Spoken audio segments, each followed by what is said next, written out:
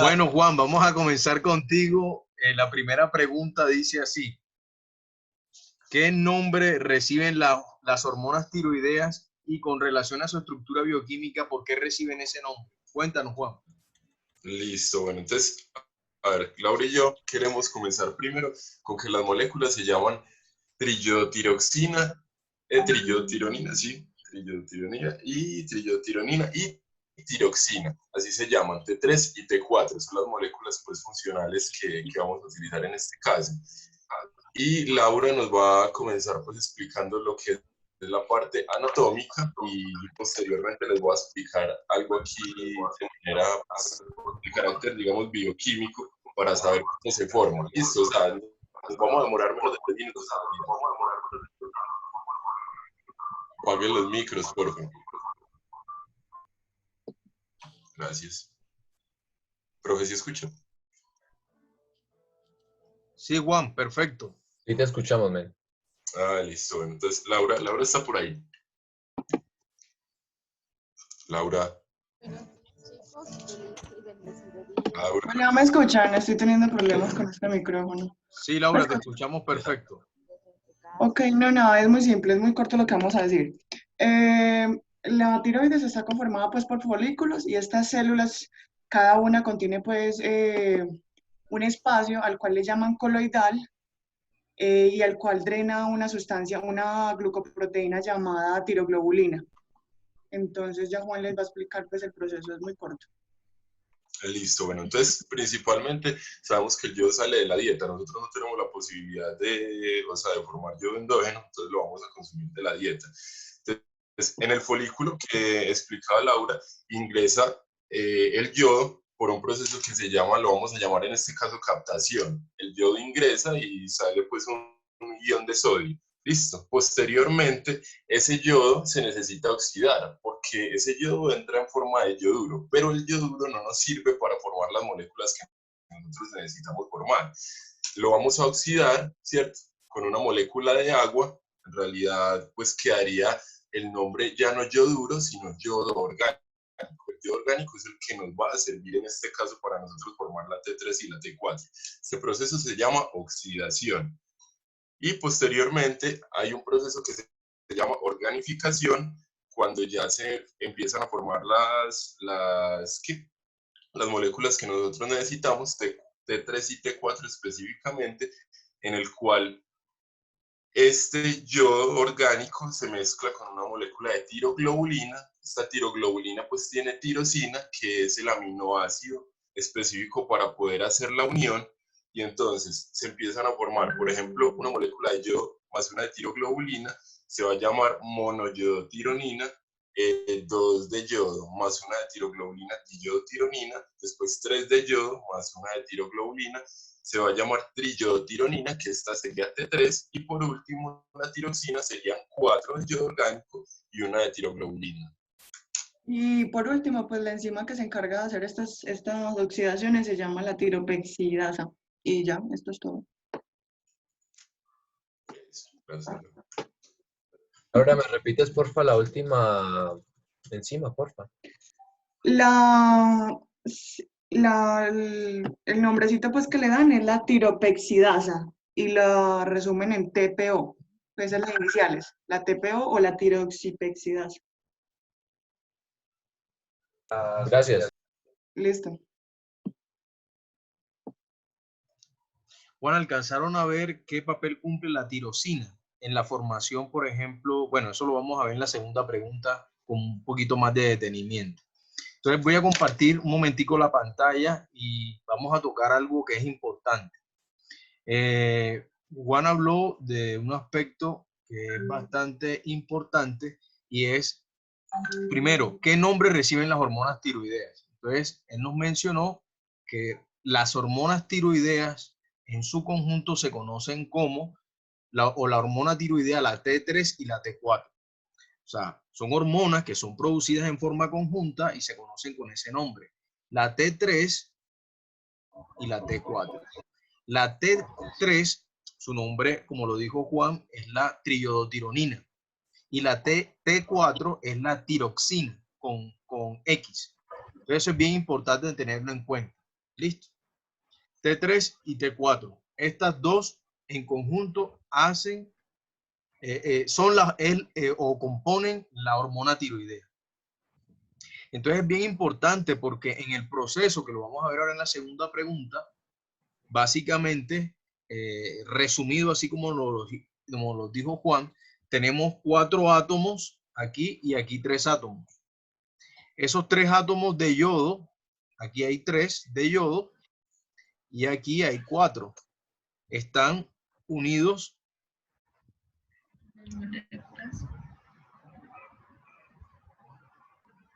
a cada molécula, ¿cierto? Y generalmente están unidos estos 3 yodos o 4 yodos a la tirosina, ¿cierto? A través de un regulador, estos 3 de yodo o 4 de yodo más la tiroxina, 3 de yodo más la tiroxina, componen la T3. Y 4 de yodo más la tiroxina componen la T4. O sea, esto está unido a una serie de aminoácidos. Y ahí, en ese proceso, como bien lo mencionaba Laura, está la tiropexidasa, que es bien importante porque es un catalizador biológico, o también llamada la TPO, en la producción del yodo, en la producción, perdón, de las hormonas tiroideas, que son estas dos. Eso es lo importante conocer hasta ahora de la T3 y la T4. Cuando ustedes están haciendo el diagnóstico, ustedes van a ver un paciente que tiene, que está sufriendo de tiroides, siempre le mandan T3, T4, T4 libre y la TSH. Pero eso lo vamos a ver más adelante. Bueno, vamos con la segunda pregunta. Muchísimas gracias, Laura y Juan. En la segunda Profe, pregunta, diga.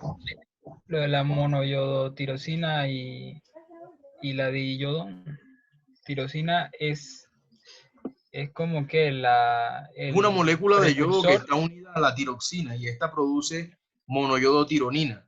Y después, por Tironina. ejemplo, para hacer la T2, son las moléculas, 2 moléculas de yodo más la función de la tiroxina, que es la diyodotironina o diyodotiroxina. Y si son 3, ya recibe el nombre que tenemos nosotros acá, que es la T3, que es la triiodotironina. Y si son 4 o 2 moléculas cada una de 2, estamos formando la tiroxina con X. Ok.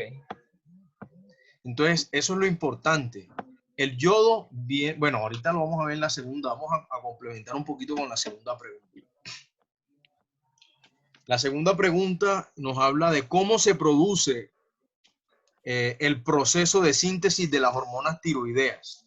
Y para esta pregunta tenemos a Manuela y Yuleidi Carmona. Sí, profe. Sí, profe. ¿Quién empieza de las dos? Mari. Bueno, Adelante. profe, como ya lo habían dicho un poquito los compañeros anteriores, entonces el yodo es indispensable para que la glándula tiroidea sintetice las hormonas T3 y T4. Si hay una deficiencia de yodo, hay alteraciones en la función tiroidea. La fuente de yodo son los alimentos y se absorben del túbulo digestivo a la sangre. El yodo que está en la sangre es captado por las células foliculares, que a su vez la llevan al citosol, pues al coloide. Mi compañera entonces les va a explicar porque dentro de la hormona o de la tiroides hay unas células. Una es el coloide o el citosol y está rodeada por las células foliculares. Profe, ¿me Dime, podría Manuel. dejar compartir pantalla, por favor? Sí, claro.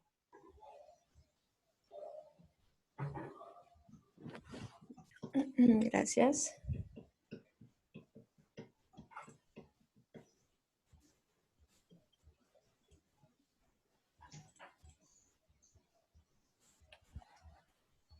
Tú vas a compartirla. Ah, ok. Gracias. Sí, ya.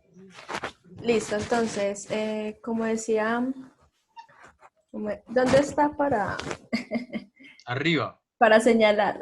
Arriba donde tú pones ver. Arriba en tu pantalla. Si tienes. Sí. Ahí en ver opciones aparece. Anotar. Eso.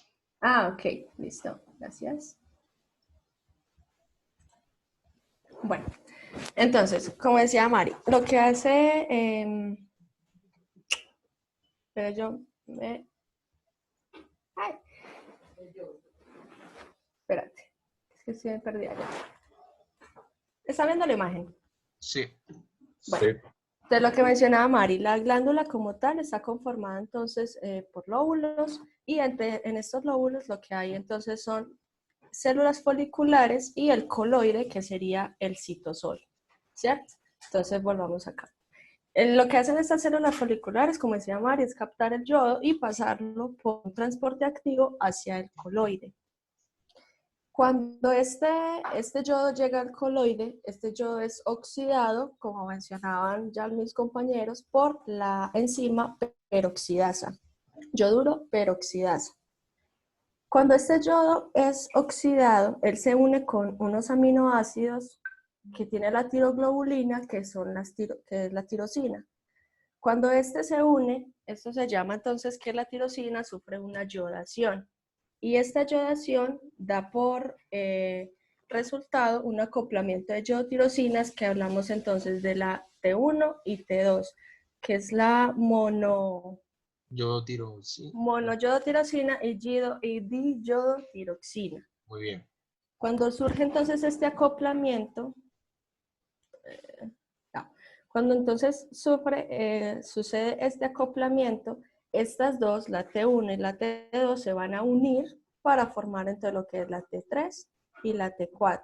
Entonces conocemos la T4 como la tiroxina y la T3 como la triyodotironina, ¿cierto? Y ya, pues, profe, básicamente es eso, porque ya mis compañeros habían dicho lo otro. Profe, perdón, no, es que nos limitamos solo a leer la pregunta de qué pena con las compañeras. No, tranqui. No, estuvo bien, Juan, porque ustedes hicieron énfasis en la tiroglobulina.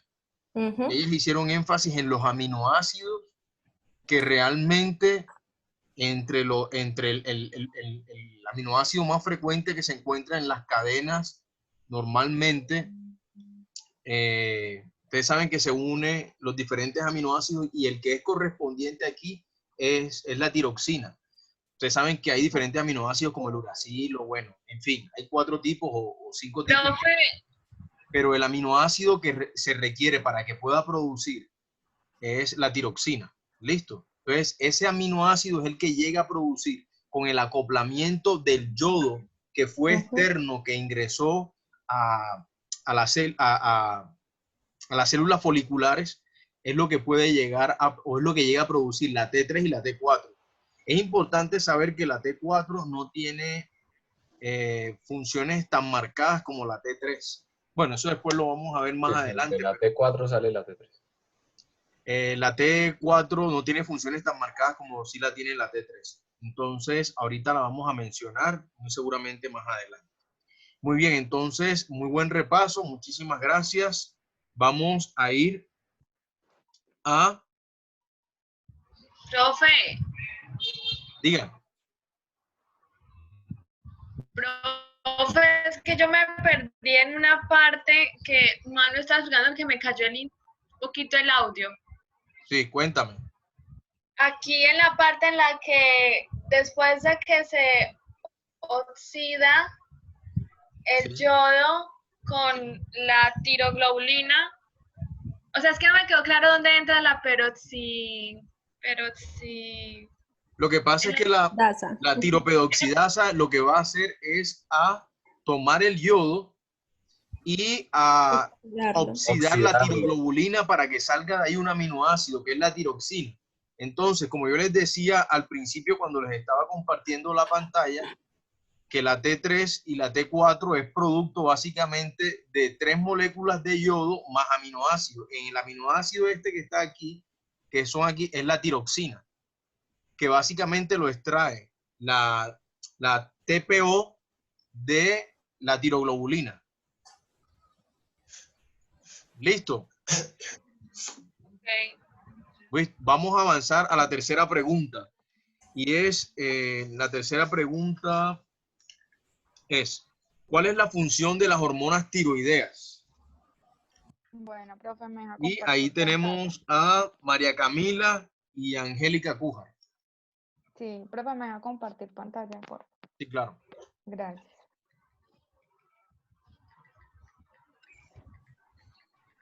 Profe, disculpe una cosita antes. Disculpa, Cami. Dale. Entonces, lo que pasa, la oxidación se da en el yodo o en la tiroglobulina. Es que sí me perdí porque ahorita, cuando le respondiste a Dani, le mencionaste que que es la tiroglobulina la que es oxidada para que salga la tirosina. La tiropexidasa, mano, lo que yo entendí es que la tiropexidasa oxida, y al oxidarse al hacer el proceso de oxidación genera la tiroxina. Y esas se unen con 3 yodos y forman la T3 y la T4. Sí, pero ella tiene que oxidar algo, ¿no? Exacto, mi pregunta es, ¿oxidas la tiroglobulina o Oxida el yodo, ¿no? Porque Qué pena, leímos Llega uno de los yodo, componentes, pero muchachos. Ahí dice que la peroxidasa oxida al yoduro. al yodo. La peroxidasa, Sí, la peroxidasa sí. tiene la doble función. Tiene la doble función de oxidar el yodo Y a la y de unir tiroglobulina. la tiroglobulina con ese yodo oxidado. Esas son las Ok. dos funciones. Es que el yodo, convertirlo en yoduro y oxidar la tiroglobulina para que pueda salir un aminoácido que es La el que se va a unir tirosina. con el yoduro y es el que va a producir la T3 y la T4. Sí, listo, profe, gracias. Ya, Cami, disculpa. No, tranquila.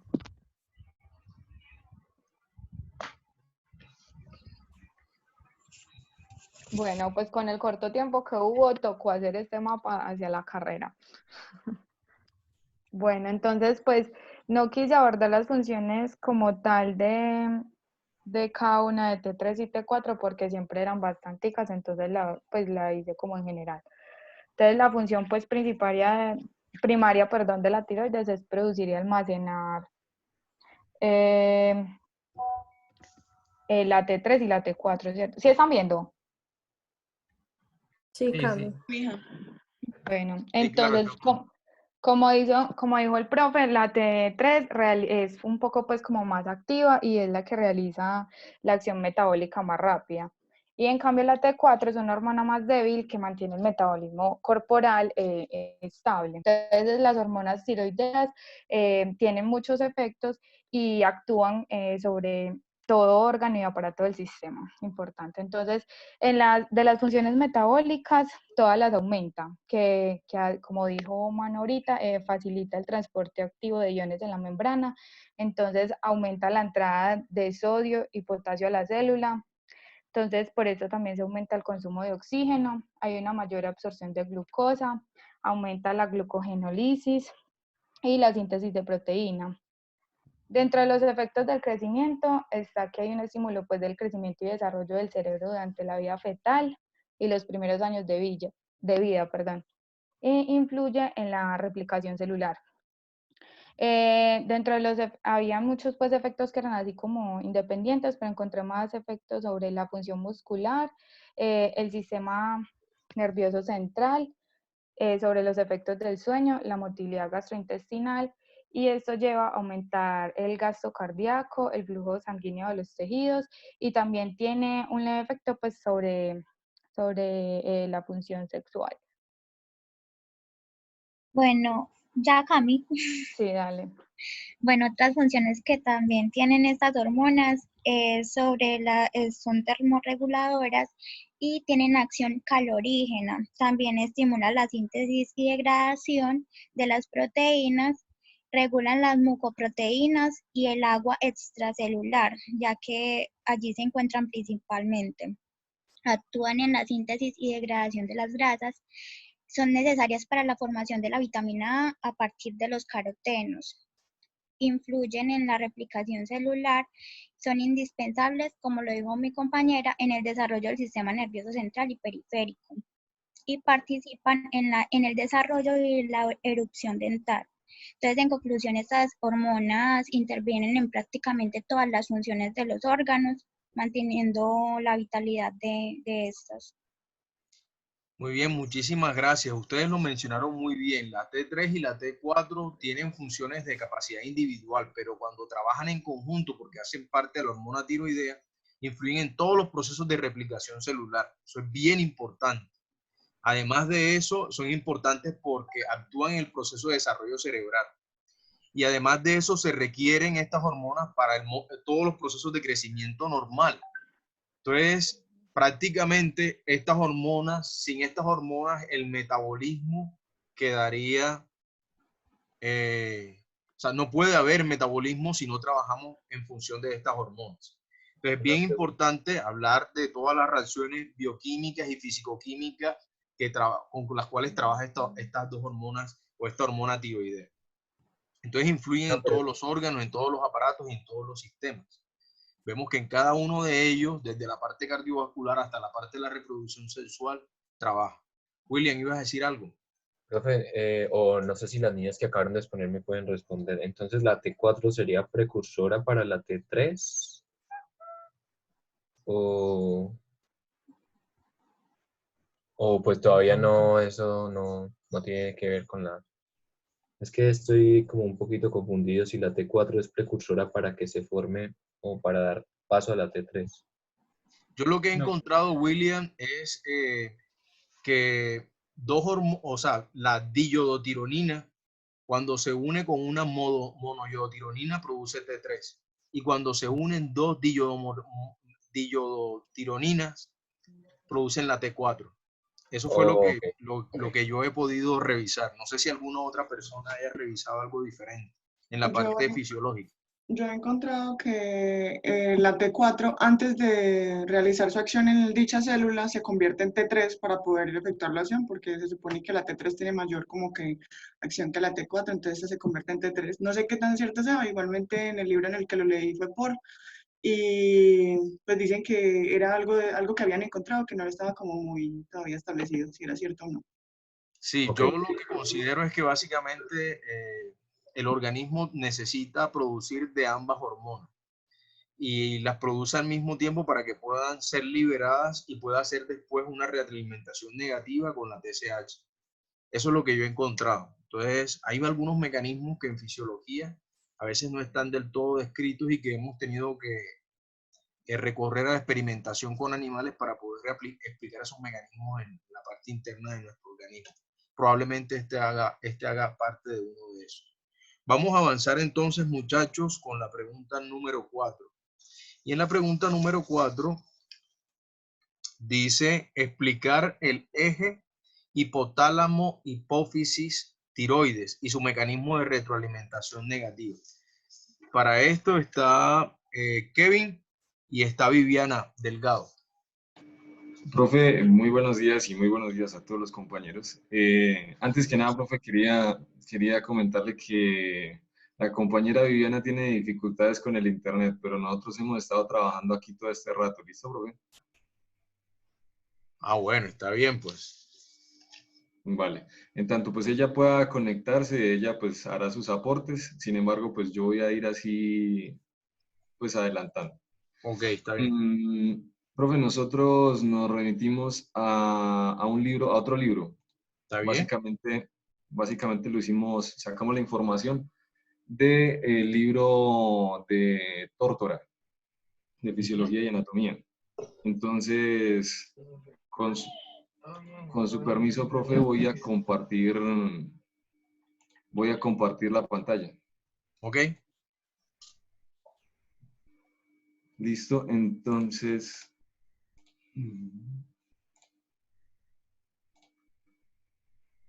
Listo, ¿todos bien? Sí. Bueno, entonces, para empezar, el mecanismo es muy sencillo. Entonces, tenemos que los niveles sanguíneos, así como dice aquí en esta parte, ¿sí ven el punterito? Hola. Yes, teacher. Sí, Ah, bueno. señorito. Bueno, en el punto número 1 dice que los niveles sanguíneos bajos de T3 y T4 o la tasa metabólica baja estimulan la liberación de TRH. Entonces, esa TRH se va a liberar desde el hipotálamo hacia la hipófisis. Entonces, esa TRH le va a decir a unas celulitas que se llaman tirotropas que deben liberar la TSH.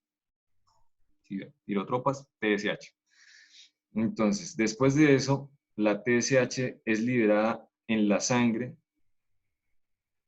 Sí, sí. Y entonces, después, estas células foliculares tiroideas van a liberar T3 y T4. Después de eso, los niveles elevados de la T3 inhiben la liberación de TRH desde el hipotálamo y también de TSH, pues en la adenohipófisis. Entonces, como ya les dije, el mecanismo es muy simple. Eso es lo que pasa en general y ese es el sistema de retroalimentación del eje hipotálamo, hipófisis y la Tiroides.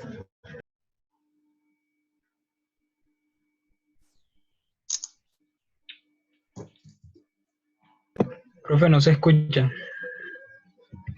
Perfecto. ¿Sí?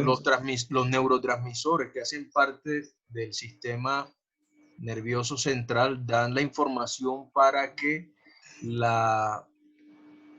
el hipotálamo pueda secretar, en este caso, la hormona liberadora de la tiroides, ¿cierto? Que es la TRH. La TRH, a su vez, estimula en la hipófisis anterior la liberación, la hormona, la TSH, o la hormona liberadora de tiroides. También se llama, recibe otro nombre. ¿Cómo es el otro nombre que recibe esta hormona? Tiroestimulante. Tiroestimulante. La hormona estimulante y recibe otro nombre adicional. ¿Cuál es? Hormona estimulante de la tiroides. Recibe otro nombre. ¿Tirotropina? Tirotropina, muy bien. Entonces, la hormona estimulante de la tiroides o la tirotropina, ella se secreta de la hipófisis, perdón, de la anterior, del lóbulo anterior. Y luego de haber secretado, estimula a la glándula tiroides, ¿cierto? Ustedes saben que la glándula tiroides tiene un istmo y tiene dos lóbulos, ¿cierto? Y dentro de esos lóbulos tienen los folículos. Y en dichos folículos son los que liberan hacia el sistema sanguíneo y portal las T3 y las T4. Cuando las T3 y las T4 están bajas, ¿qué producen? Una mayor liberación de la TSH. Cuando las T3 y las T4 están altas, entonces la TSH tiene que estar baja. Entonces, todo ese intrincado mecanismo es el eje hipotálamo-hipófisis-tiroides, que es lo importante, porque la tiroides tiene que ver con todas las funciones de todo nuestro organismo. Él está como haciendo una retroalimentación. Se está conectando su compañera Viviana. Bueno, que no haga problema. Bueno, listo. Kevin. Kevin, tu micrófono. Es una medida que le está explicando. Kevin. Kevin. Listo. Bueno, listo. Entonces, eso es el eje hipotálamo hipófisis tiroideo. Entonces, eso es una de las cosas más importantes que nosotros debemos aprender. Profe. Dígame.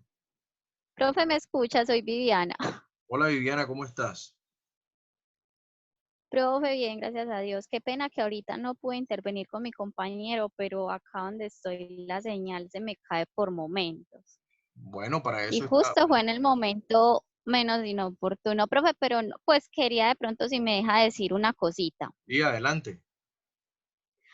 No, profe, que nosotros pues en lo que investigamos el compañero le dijo que lo habíamos sacado de tórtora. Entonces ahí decía, por ejemplo, que la TRH, que era la hormona liberadora de tirotropina, es quien me iba a liberar a la hormona tiroestimulante, que es la TSH. Sí, Y ya está esa bien. TSH es quien me va a controlar pues todas las hormonas tiroideas, que son la T3 y T4. De pronto no digo más porque ya lo otro lo escuché y sería como repetir.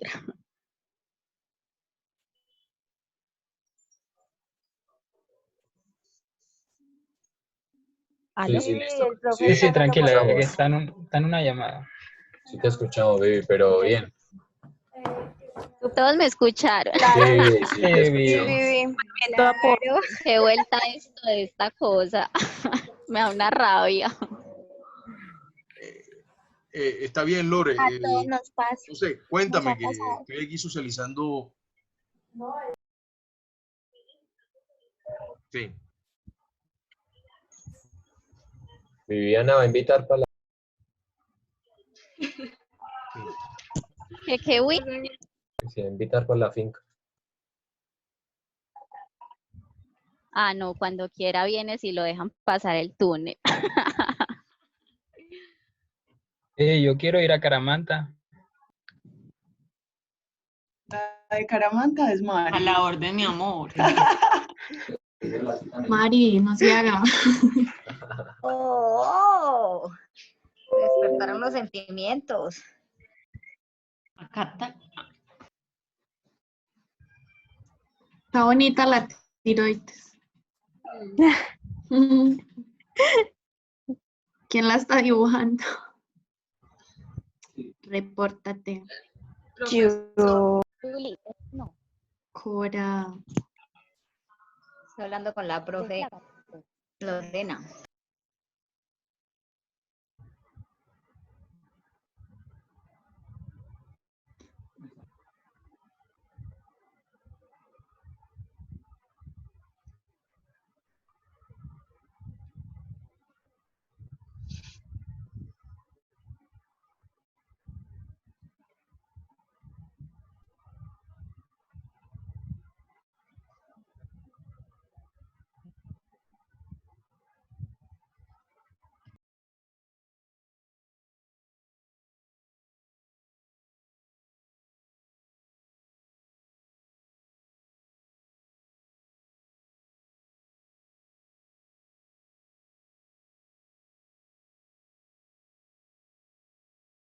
Bueno, ajá, ¿y ustedes qué? ¿A qué se dedican? Entra la clase. No, Ahora, parce, pues está Estudiar tremendo el asunto mucho. aquí. muchachos, ahí disculpen que como coordinador me toca solucionar los chicharrones de todos los profesores. Bueno, entonces vamos ahora a la pregunta número... Viviana, muchas gracias por tu participación. Listo, está muy acorde con lo que nosotros revisamos acerca del eje hipotálamo hipoficiario. Vamos a continuar con la pregunta número 5 y es definir los siguientes conceptos. Para esto hay 3 personas. Entonces está Paola, para que se vayan preparando. Está también Sí, profe. Manuela Durango y está Erika. Vamos a comenzar con el primer concepto. Yo comienzo. Adelante, bocio. ¿Qué Bueno, es compañeros. bocio? ¿Cómo es la manifestación clínica de él? Bueno, el bocio es un aumento de tamaño de la tiroides. ¿Sí me escuchan bien? Yes, teacher. Bueno. Esto sucede, pues sabemos que la tiroide está localizada en la región cervical anterior. Entonces, lo que sucede es que esta tiroide, esta glándula, va a crecer de tamaño. Esto sucede cuando la concentración de las hormonas tiroideas aumenta. Como ocurre en el hipertiroidismo, o sea que esta manifestación es más propia del hipertiroidismo, porque la secreción de la TSH permanece suprimida, entonces lo que va a hacer es que aumenta la TSH y por lo tanto va a aparecer el bocio. Este bocio trae muchas consecuencias la localización que tiene. Puede traer consecuencias respiratorias por el crecimiento que tiene por problemas para la deglución. Hay alguien más tiene por allá. Kate, Kate, el micrófono. Kate, tienes el micrófono. Bueno, entonces, como les decía, que también va a traer otras consecuencias, no solamente en la parte metabólica, sino también respiratoria. Ya la compañera nos va a mostrar pues una imagen del bocio para que miren.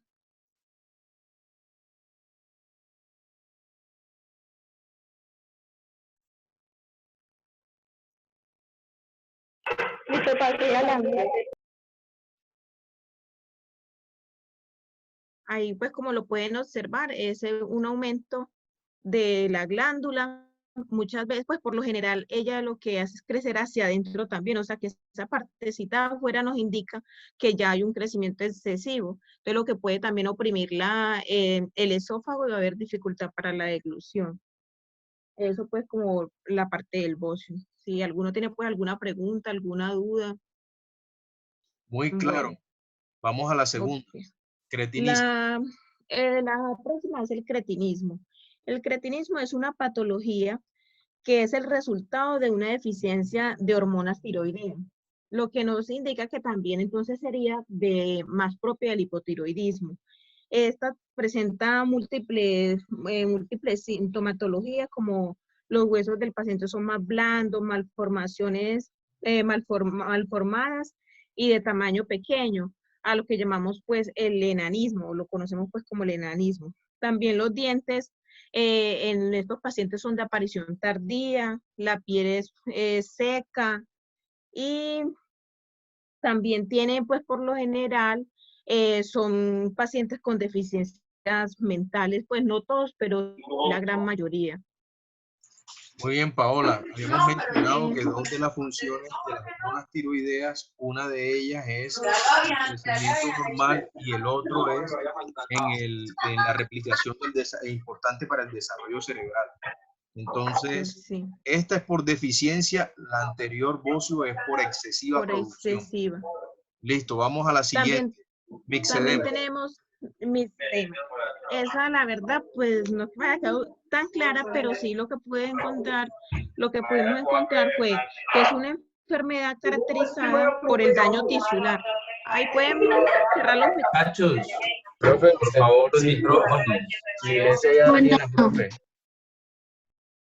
El mixedema es una enfermedad caracterizada por el daño tisular y está caracterizado por edema.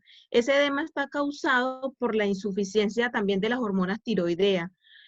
Lo que hace que es que como no hay un buen metabolismo, va a haber un exceso de líquido, una retención de líquido, y por eso se presenta pues este síntoma, ¿sí? Que es el mixedema, y lo vemos en la pantalla. Muy bien, esto hace parte del hipotiroidismo grave y es la extravasación de micopolisacáridos al espacio intersticial. Ah, ok, que Saidi va a hablar más de él.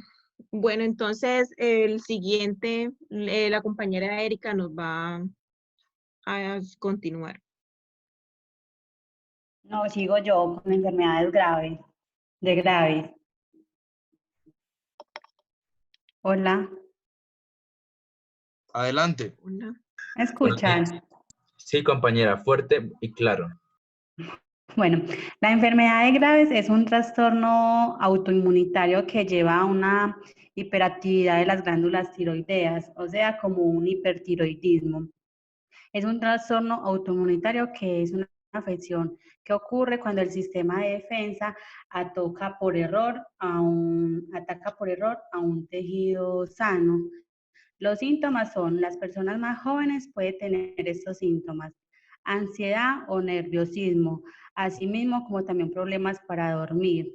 También en los hombres puede tener agrandamiento en las mamas, puede tener también dificultades para concentrarse, fatiga, disposiciones frecuentes y pérdidas de cabello. Esas son las enfermedades, la definición de enfermedades de graves. Y que es el exoftalmo.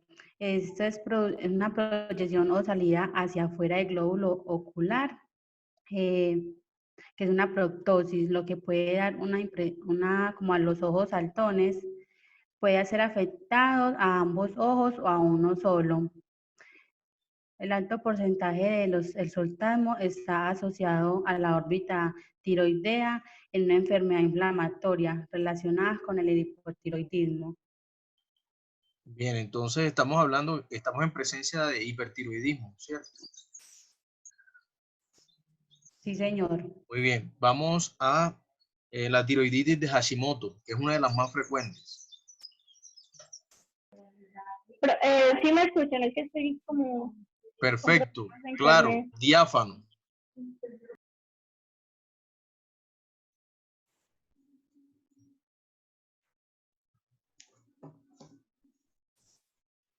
Listo, entonces en la tiroiditis de Hashimoto, tiroides de Hashimoto, dice que es un tipo frecuente de tiroiditis.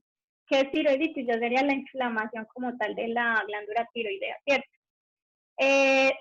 Dice que tiene causas desconocidas, pero entonces esta inflamación puede ser una reacción autoinmunitaria. ¿Qué quiere decir esto? Que el organismo va a atacar a sí mismo esta glándula.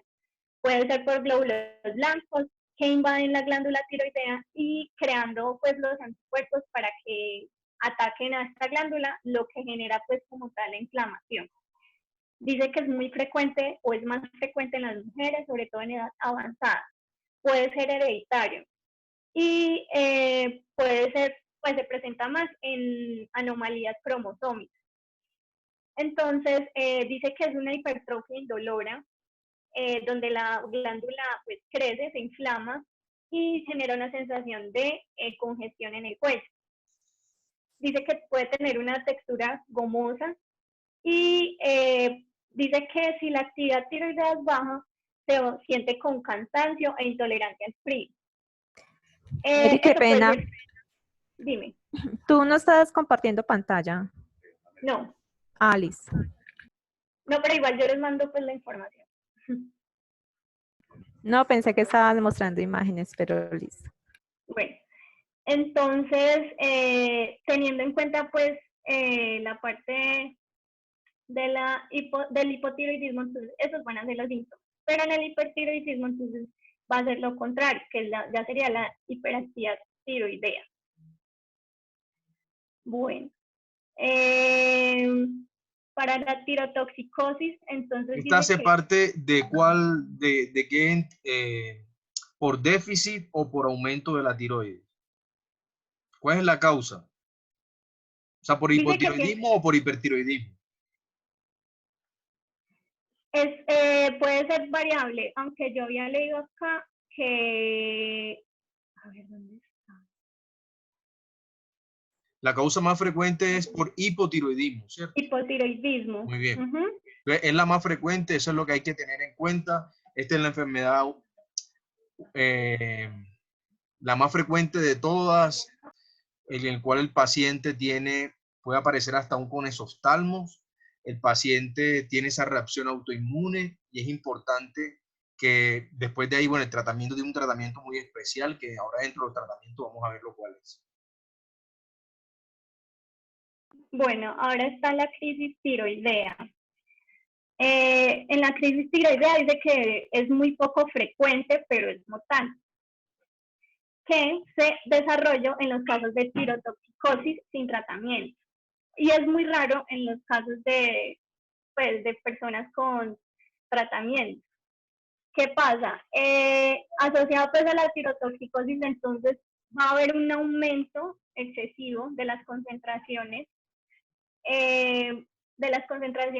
pues ya como de la hormona T3 y T4 en sangre, ¿cierto? Cuando se presentan estas altas concentraciones en sangre, entonces van a haber pues repercusiones, ¿cierto? Que van a afectar como tal al organismo. Dice que los síntomas más graves que abarcan pues en esta crisis tiroidea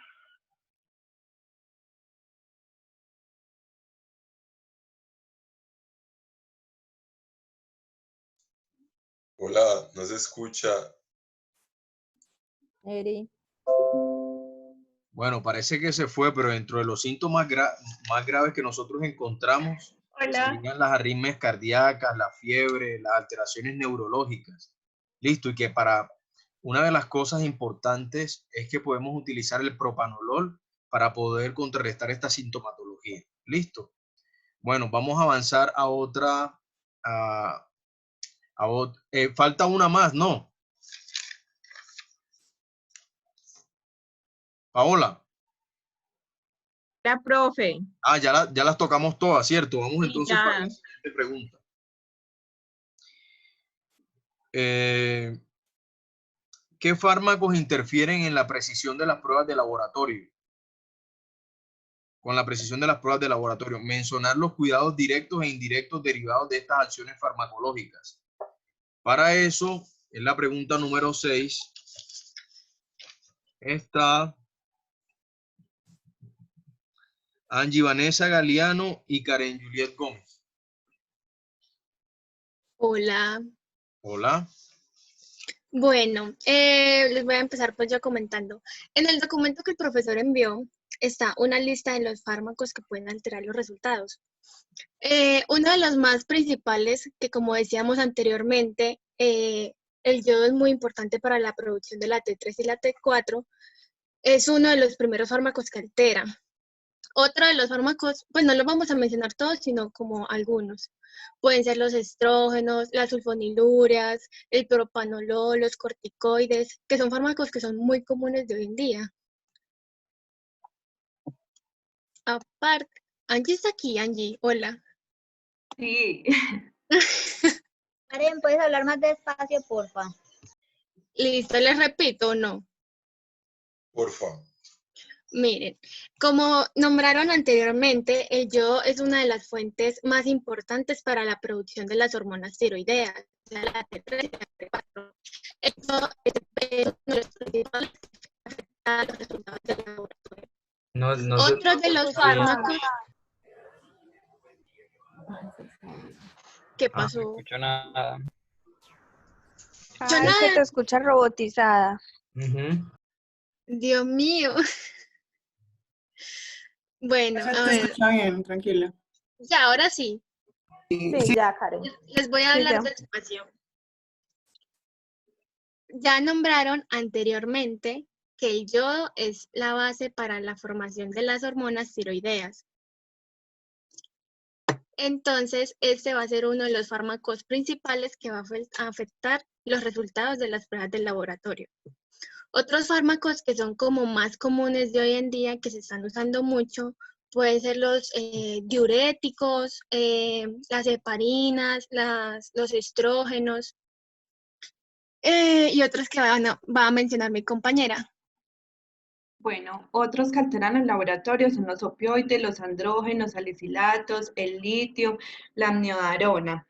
Pero entonces, como cuidados, pues ahorita les compartimos. ¡Más despacio! La listica ahorita se las compartimos por el Drive. Algunos de los cuidados que se deben tener con algunos fármacos específicos es porque ese medicamento altera las cifras de la glucosa. Entonces tenemos que tener mucho cuidado con los pacientes que sufren pues, de diabetes como tal. ¿Qué debemos hacer? Tomar constantemente la glucometría y en las personas que ya vienen con un tratamiento se les debe de acomodar la dosis nuevamente de la insulina. Otros pues en los digitales. Angie, se cortó. Ay, ya. Sí, ya, Bueno, tranquilo. en los digitálicos. ¿Por qué? Porque recordemos que esos fármacos inhiben la bomba sodio-potasio ATPasa pues en las células cardíacas, ¿cierto? Haciendo que haya mayor gasto cardíaco, pues activan más la actina, la miocina y hay una fuerza pues de contracción mayor. Entonces, me aumentan el efecto de los digitálicos que va a pasar, el paciente va a tener como síntomas de una sobredosificación, entonces va a tener principalmente arritmias, taquicardia, alteración en el potasio y también estimula los centros medulares, produciendo náuseas y vómito. Entonces hay que tener muy en cuenta cuando se le vayan a administrar estos fármacos a las personas que están recibiendo un tratamiento con esas hormonas. Karen. Bueno, otros cuidados o prevención pues de interacciones es tener cuidado con los anticoagulantes. Las hormonas tiroideas tienden a aumentar ese efecto farmacológico, o sea que los pacientes tienen un riesgo de sangrado, tienen un riesgo de tener alguna necrosis o alguna mutación en el factor de la coagulación, pues. También vemos que va a haber un efecto aumentado de la indometacina, que este es un antiinflamatorio, ¿cierto? Entonces, si va a aumentar este efecto de la indometacina, el paciente puede tener un riesgo de depresión, de cefalea, de los mareos. Entonces, hay que indicarle también los cuidados que se deben de tener y cuáles son los signos de alarma. Otro fármaco es la fenitoína, que la fenitoína lo que va a hacer es aumentar también las hormonas tiroideas. Entonces, los pacientes que estén tomando esas hormonas tienen riesgo de quedar, así sea con pequeñas dosis. Espere que me perdí, espere.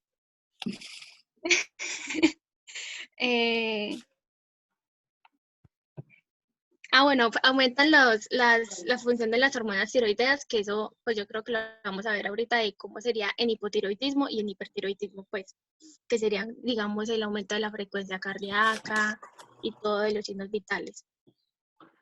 Bueno, lo que también nos puede producir el tratamiento tiroideo es la pérdida ósea y la osteoporosis. Entonces, ¿qué se le puede recomendar a estos pacientes? El consumo en la dieta de pescado, de leche y también pues como llegar a hablar con el médico para un tratamiento pues en cuanto al calcio. Tenemos que los hipnóticos y sedantes, tenemos que tener mucho cuidado porque en las personas que tienen este tratamiento, digamos que duplican como el efecto de estos. Entonces me llevan a una persona como a un estupor. Entonces es muy importante, por ejemplo, recomendarle a las personas que si los van a consumir, sea por ejemplo, puede ser que en la noche, se debe tener mucho cuidado con las personas que van a cirugía. ¿Por qué? Porque se dice que en una persona normal, digamos que se puede dar la dosis normal, ¿cierto? Pero en la persona que tiene un tratamiento con hormonas tiroideas, se le da la mitad de lo que normalmente se prescribe o un 33% de lo que normalmente se le prescribe a una persona normal. Porque puede llegar a tener una depresión respiratoria, por lo que ya se comentaba anteriormente, que caen en un estupor muy marcado. Bueno, es bien importante lo que ustedes dos nos han estado mencionando. Yo me quiero unir con dos cuidados de enfermería que son bien esenciales. El primero es indagar sobre los medicamentos, todos los medicamentos que contengan yodo. Todo medicamento que contenga yodo, yo debo de revisarlo bien porque me puede dañar los riñones en mi paciente. Y en ese mismo orden de ideas, señalar si de pronto yo tengo alguna solicitud de examen de laboratorio que me hayan enviado, me hayan mandado. Entonces, si yo tengo una solicitud de examen de laboratorio y hay un medicamento de esto que contiene yodo o que se excreta también de manera renal, debo de dejarlo claro en la solicitud y adjuntar una prueba que me ayude a mí a saber si el riñón está bien para poder eliminar todo ese potencial de yodo que tiene el medicamento. En este caso sería la creatinina.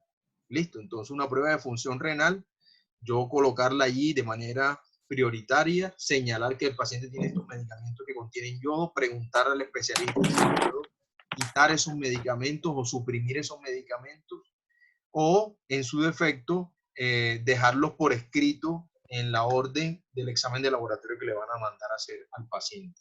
¿Cuánto puede hacer una gammagrafía ósea que tenga con contraste? De pronto puede hacer algún TAC con contraste, que ahí en ese caso le colocan unos medicamentos especiales que contienen altas cantidades de yodo para poder tinturar. Entonces es importante tener en cuenta estos cuidados de enfermería. Vamos a la pregunta número 7 y es: mencione las pruebas de laboratorio utilizadas para el diagnóstico y el control de la tiroides. Para eso tenemos a dos personas y aquí tenemos a William y María José. Dígame. La prueba de función renal que usted nos hablaba era, yo asumo, no sé, es lo que estoy pensando, es lo que logro deducir. Yo necesito evidenciar que el paciente tiene la posibilidad de eliminar todo ese yodo, pero eso es más que todo en los pacientes con hipertiroidismo, ¿no? ¿O qué? No, estamos hablando de todos los pacientes que sean adultos, hay que mandarles prueba de función renal. Cuando hablamos de adultos mayores de 45 años, de 50 años en Sí. adelante, porque no sabemos cómo está el riñón de ese paciente. Es más, si yo aún tengo un paciente joven, yo le mando una prueba de creatinina fresca de ese mismo día para el examen de laboratorio. Si la creatinina está en mayor a 1, ese examen no se debe realizar, Sí, a entiendo, menos de porque que no haya una puede junta eliminar. médica que avale riesgo-beneficio. Es decir, que la Ok. vida de ese paciente dependa de eso. Yo tuve pacientes, por ejemplo, con trauma cerrado de abdomen, que teníamos una gran dificultad en si mandarles a hacer el TAP contrastado o no. Paciente en una moto joven, 20 años de edad, 25 años de edad, se estrelló, se pegó contra un poste, tuvo un trauma cerrado de abdomen, entonces tuvimos que hacerle junta médica. Y en la junta médica se definió el riesgo-beneficio, hombre, sí, el paciente si no, de todas maneras se va a morir, entonces vamos a mandárselo a hacer. Por fortuna el riñón se pudo recuperar después, porque tenía la prueba de creatinina alta. Entonces son cosas que hay que definir. Ok. Siguiente pregunta. Menciona las pruebas de laboratorio utilizadas para el diagnóstico y el control de la tiroides. William y María José. Profe, ahí me escuchan todos. Perfectamente. Listo, entonces nosotros de manera muy breve vamos a hablar de las principales pruebas de laboratorio utilizadas pues para estos pacientes y para su control. Entonces inicialmente es el análisis de lo que es la TSH, ¿sí?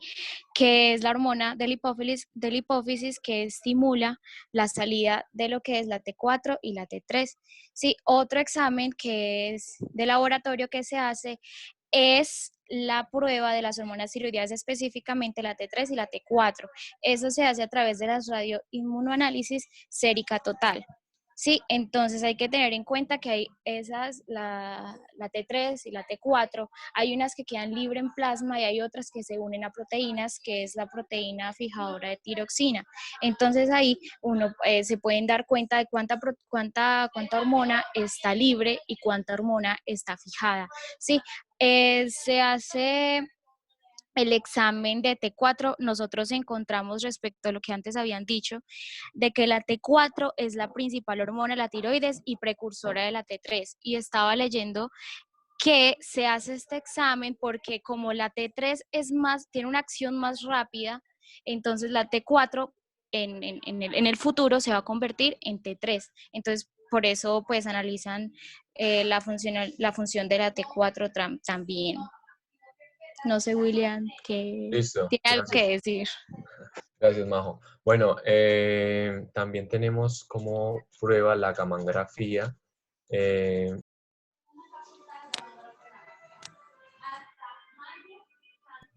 Esta imagen, ¿en qué consiste la gammangrafía? Bueno, se le da al paciente una píldora de yodo. ¿Escuchan ahí? Sí.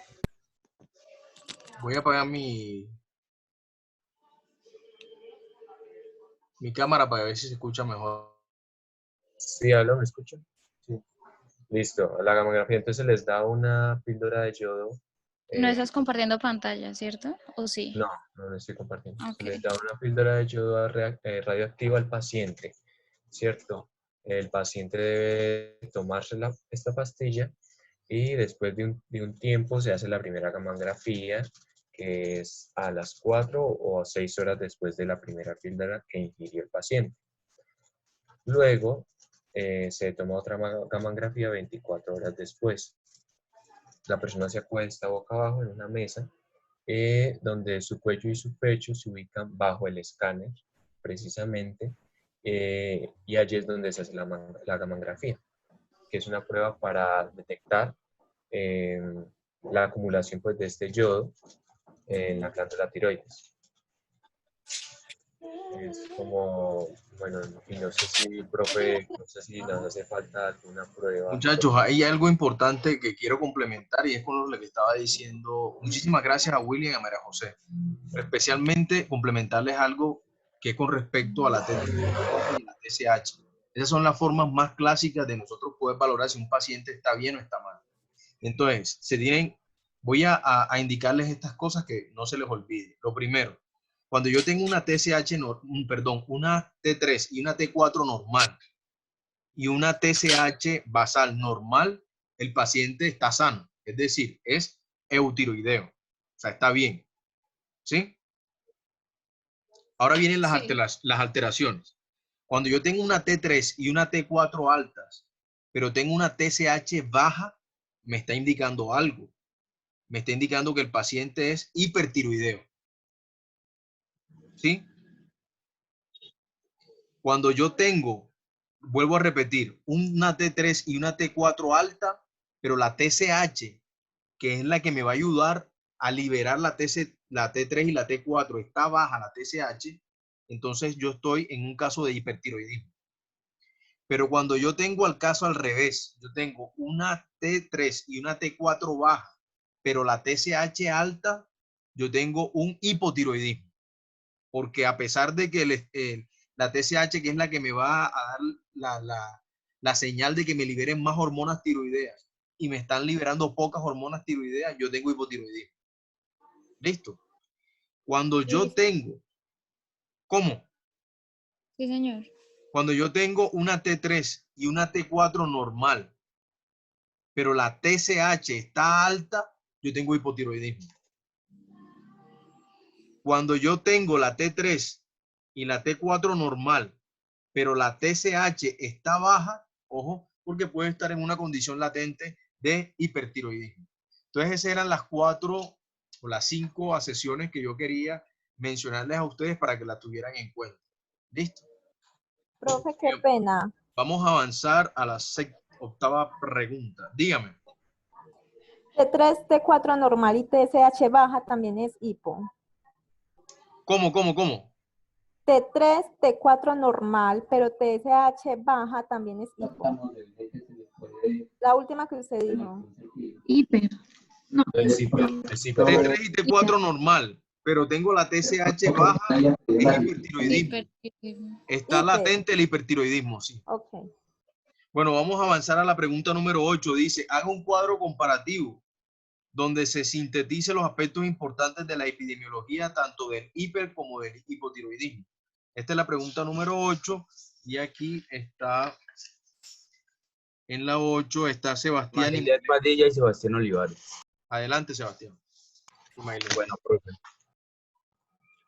Bueno, muchachos, entonces, a ver, lo importante respecto al hipotiroidismo. Repasando, pues todos sabemos que se caracteriza por una disminución de la glándula tiroides, ¿sí? Pues por una disminución en la producción de las hormonas tiroideas, ¿sí? Entonces, cabe resaltar, muchachos, que en las mujeres es mucho más frecuente, ¿sí? El hipotiroidismo. Entonces, yo les voy a dar unas estadísticas epidemiológicas a nivel global, a nivel latinoamericano y a nivel de Colombia. Entonces, en personas mayores de 65 años, la prevalencia está entre el 0.9 y el 6% a nivel mundial, ¿sí? Y en el caso de Latinoamérica, pues desde luego por razones de, se me va la palabra, no hay como una causa fisiológica, pero se identifica que según la edad, la raza y el sexo, es más frecuente, por ejemplo, en mujeres que en hombres, es más frecuente en personas blancas más que en las personas morenas, ¿sí? Y aquí en Latinoamérica se identifica que hay una prevalencia de hasta el 10% de hipotiroidismo. Ahora sí lo que nos interesa, en Colombia, pues, los estudios acerca de esto son escasos, sin embargo, se encuentra una frecuencia del 18.5% y es mucho más alta en las mujeres que son mayores de 50 años, ¿sí? Generalmente, pues, se asocia las alteraciones tiroideas más con las mujeres porque debido a su ciclo menstrual, pues alrededor de toda su vida se enfrentan ante cargas hormonales, ¿sí? Pues por esto mismo y por esas razones que se le atribuye más la prevalencia a las mujeres. Esto respecto al hipotiroidismo. Bueno, según el hipotiroidismo, entonces, es la segunda enfermedad endocrinológica pues, más prevalente después de la diabetes. La más frecuente del hipertiroidismo es la enfermedad de Graves, y pues se caracteriza pues, por una secreción excesiva de la hormona tiroidea, causada por una estimulación anormal por inmunoglobulinas circulantes. Esta es la menos frecuente. Pues como decía el compañero, tenemos datos a nivel de, pues que en personas mayores de 65 años, a nivel global está entre el 0.5 y el 2.3. Para Latinoamérica, igual como mencionaba Sebas, también es muy variado según la raza, el sexo, es más frecuente en mujeres, es más frecuente en personas blancas y mulatas, pues que en las personas negras, y en Latinoamérica es alrededor del 2.2% que se presenta la enfermedad. Y en Colombia, pues tampoco hay bastantes estudios sobre esto, pero lo que han encontrado es que es más o menos prevalente el 2.2% y que sigue siendo igual de prevalente en mujeres de mayores de 50 años. Muy bien, Listo, profe. muchísimas gracias. Entonces, ¿cuál de las dos es más frecuente encontrar? ¿Hipo o hipertiroidismo? El hipotiroidismo. Hipotiroidismo, perfecto. Generalmente ustedes por eso ven que la mayoría de los pacientes que sufren de la tiroides están utilizando la levotiroxina, ¿cierto? Entonces, es bien importante tener ese datico en cuenta. Bueno, muchísimas gracias, Mayley y Sebastián. Vamos a la pregunta número 9. ¿Cuáles son las causas más frecuentes? Perdón, sí, esa es cierto. Las causas más frecuentes de hipotiroidismo e hipertiroidismo. Y allí encontramos a Andrea, Caterine, Andrea y Zairi.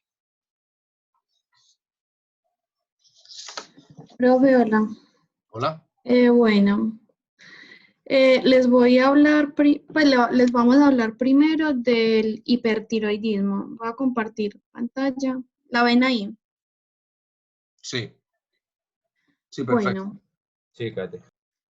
entonces tenemos que la causa principal del hipotiroidismo es la tiroiditis autoinmunitaria, donde el sistema inmunitario ataca pues la glándula tiroides, ¿cierto? Esa es la principal, pero tenemos otras causas que, por ejemplo, es la atrofia de la glándula tiroides. Esto se da pues por envejecimiento a medida pues de que nos avanzan pues los años de una persona. También sea por el tratamiento del hipertiroidismo, o sea, consumir medicamentos que sean para la hipertiroides hace que se me bajen las hormonas tiroideas. ¿Cómo es que es? Pruebas que lleven yodo radioactivo y compuestos yodados. La tiroidectomía, que es pues la extracción de la glándula tiroides, algunos fármacos, entre ellos los medicamentos antitiroideos y el litio. Tenemos también que cuando una persona tiene cáncer en áreas de la cabeza y el cuello, esa radiación que se le aplica a una persona también es causa de hipotiroidismo. Y encontramos que en los hombres hay una mayor incidencia de que esta radiación causa un cáncer tiroideo. Y para eso, pues a estas personas, antes de hacerle esa radiación, se le hacen pruebas tiroideas, ¿cierto? Tenemos también enfermedades infiltrantes de la tiroides, por ejemplo, tenemos la amiloidosis, la escleroderma y el linfoma. Tenemos que se da también hipotiroidismo por una deficiencia o exceso de yodo. Y con esto tenemos en cuenta que las hormonas tiroideas para su secreción y síntesis dependen del yodo que consumimos pues en la dieta, ¿cierto? Mi compañera, bueno, encontré que hay varios tipos de tiroidismo. No sé si alguien los de hipotiroidismo.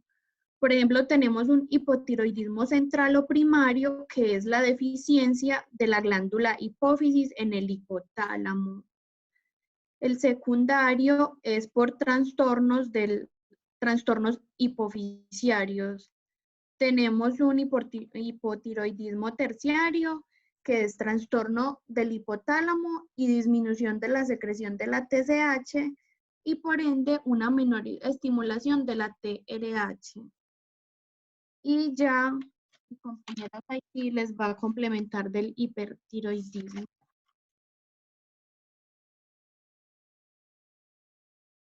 Sai. Hola. ¿Aló? ¿Me escuchan? Ah. Ahí. Ya Sí escuché. estás ahí. Ah, bueno. Ya escuché, se me había ido el audio.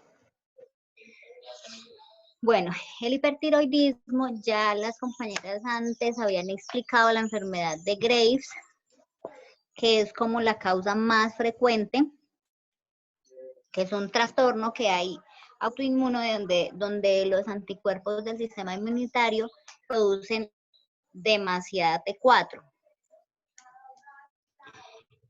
Hay otra que es enfermedad de Plummer, que es una enfermedad caracterizada del hipertiroidismo, que sería el bocio multinodular. También la tiroiditis, que es otra que ya explicaron las compañeras, que es inflamación de la tiroides. También trastornos del sistema inmunológico, cuando hay hormonas en exceso. Es más común en mujeres mayores de 40 años. Sebas dice que de 50 a 60, entonces de más que es como más fidedigno.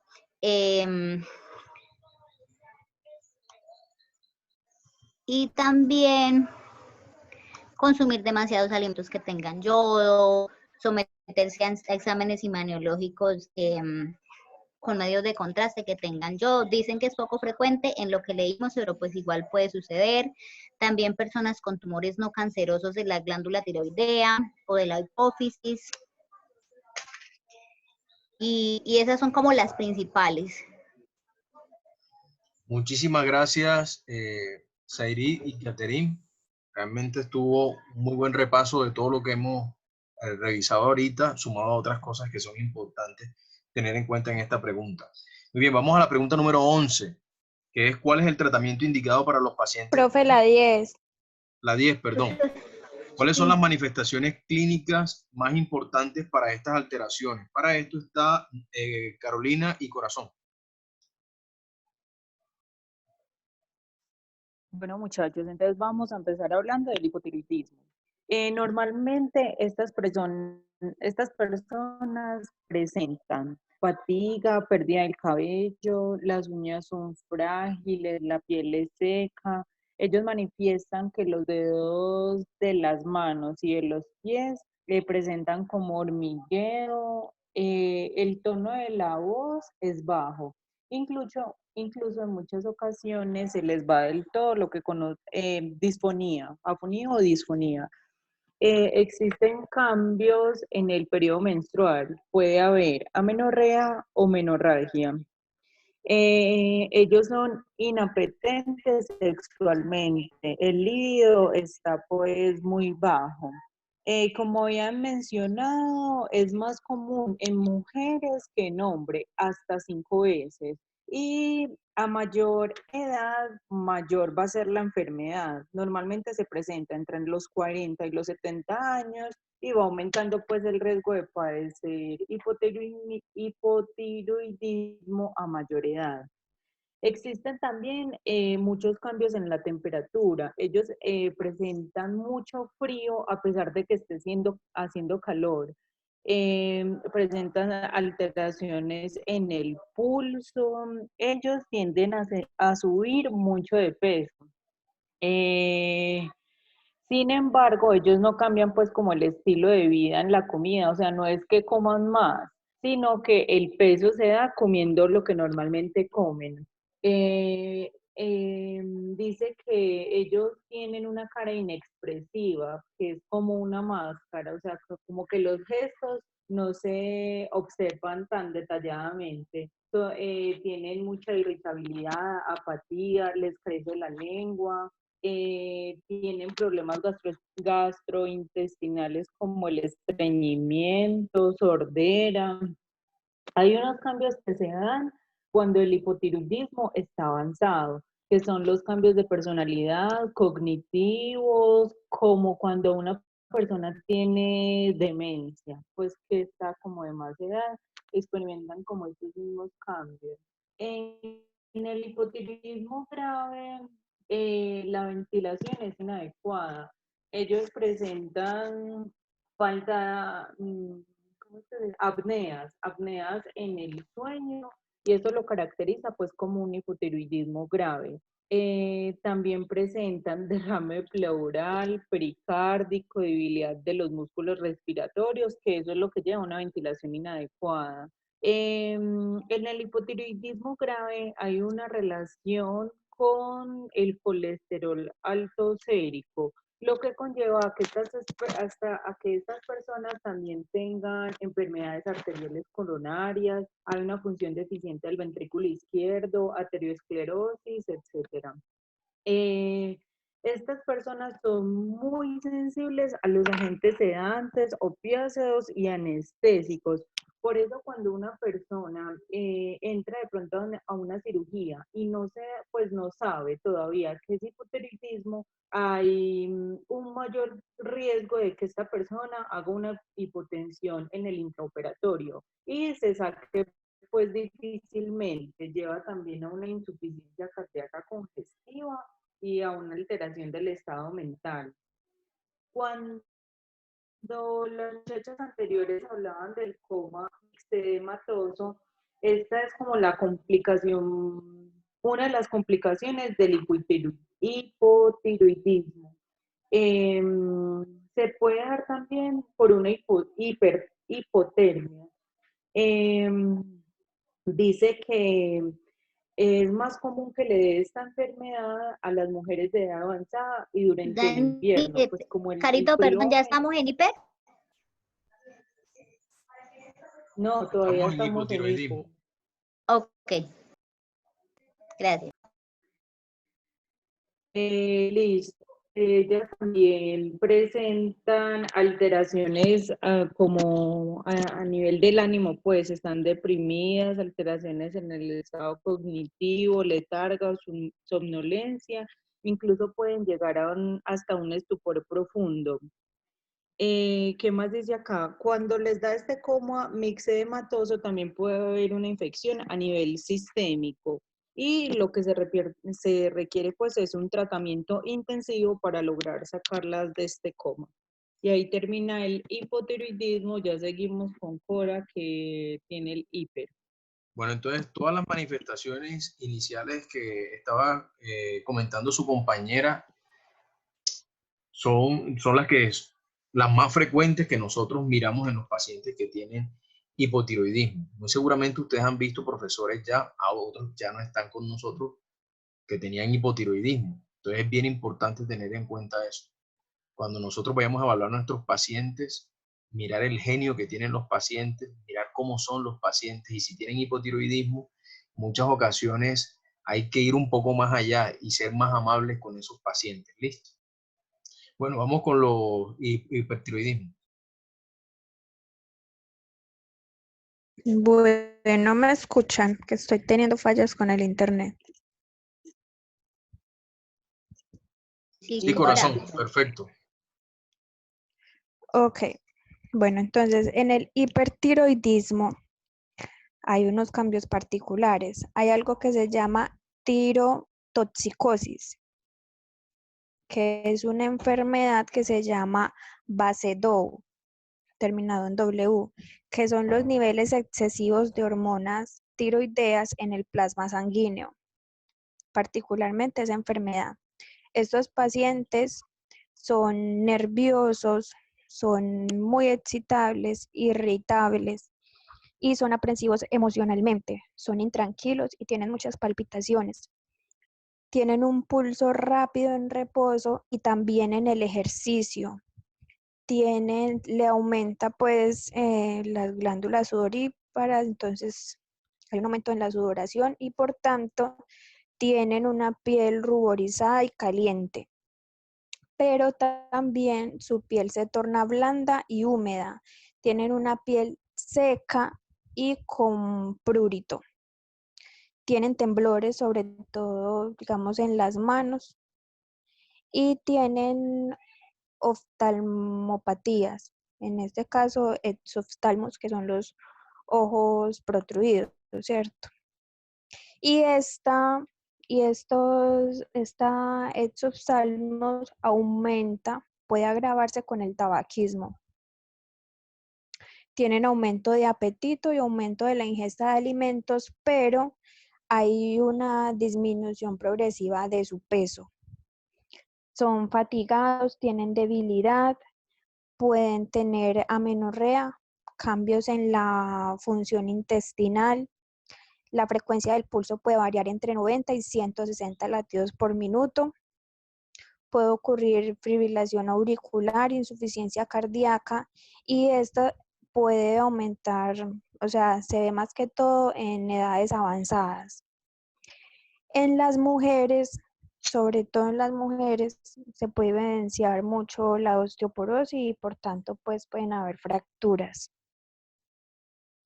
La taquicardia sinusal o arritmias, aumento de su pulso, modificaciones en los neurotransmisores. Entonces, hay hipertrofias miocárdicas en el miocardio y insuficiencia cardíaca, que son pues graves y no son tratables, pues no tienen, decía que no tenían un tratamiento. Bueno, tienen nerviosismo, pueden haber delirios y desorientación. Esto en el hipertiroidismo.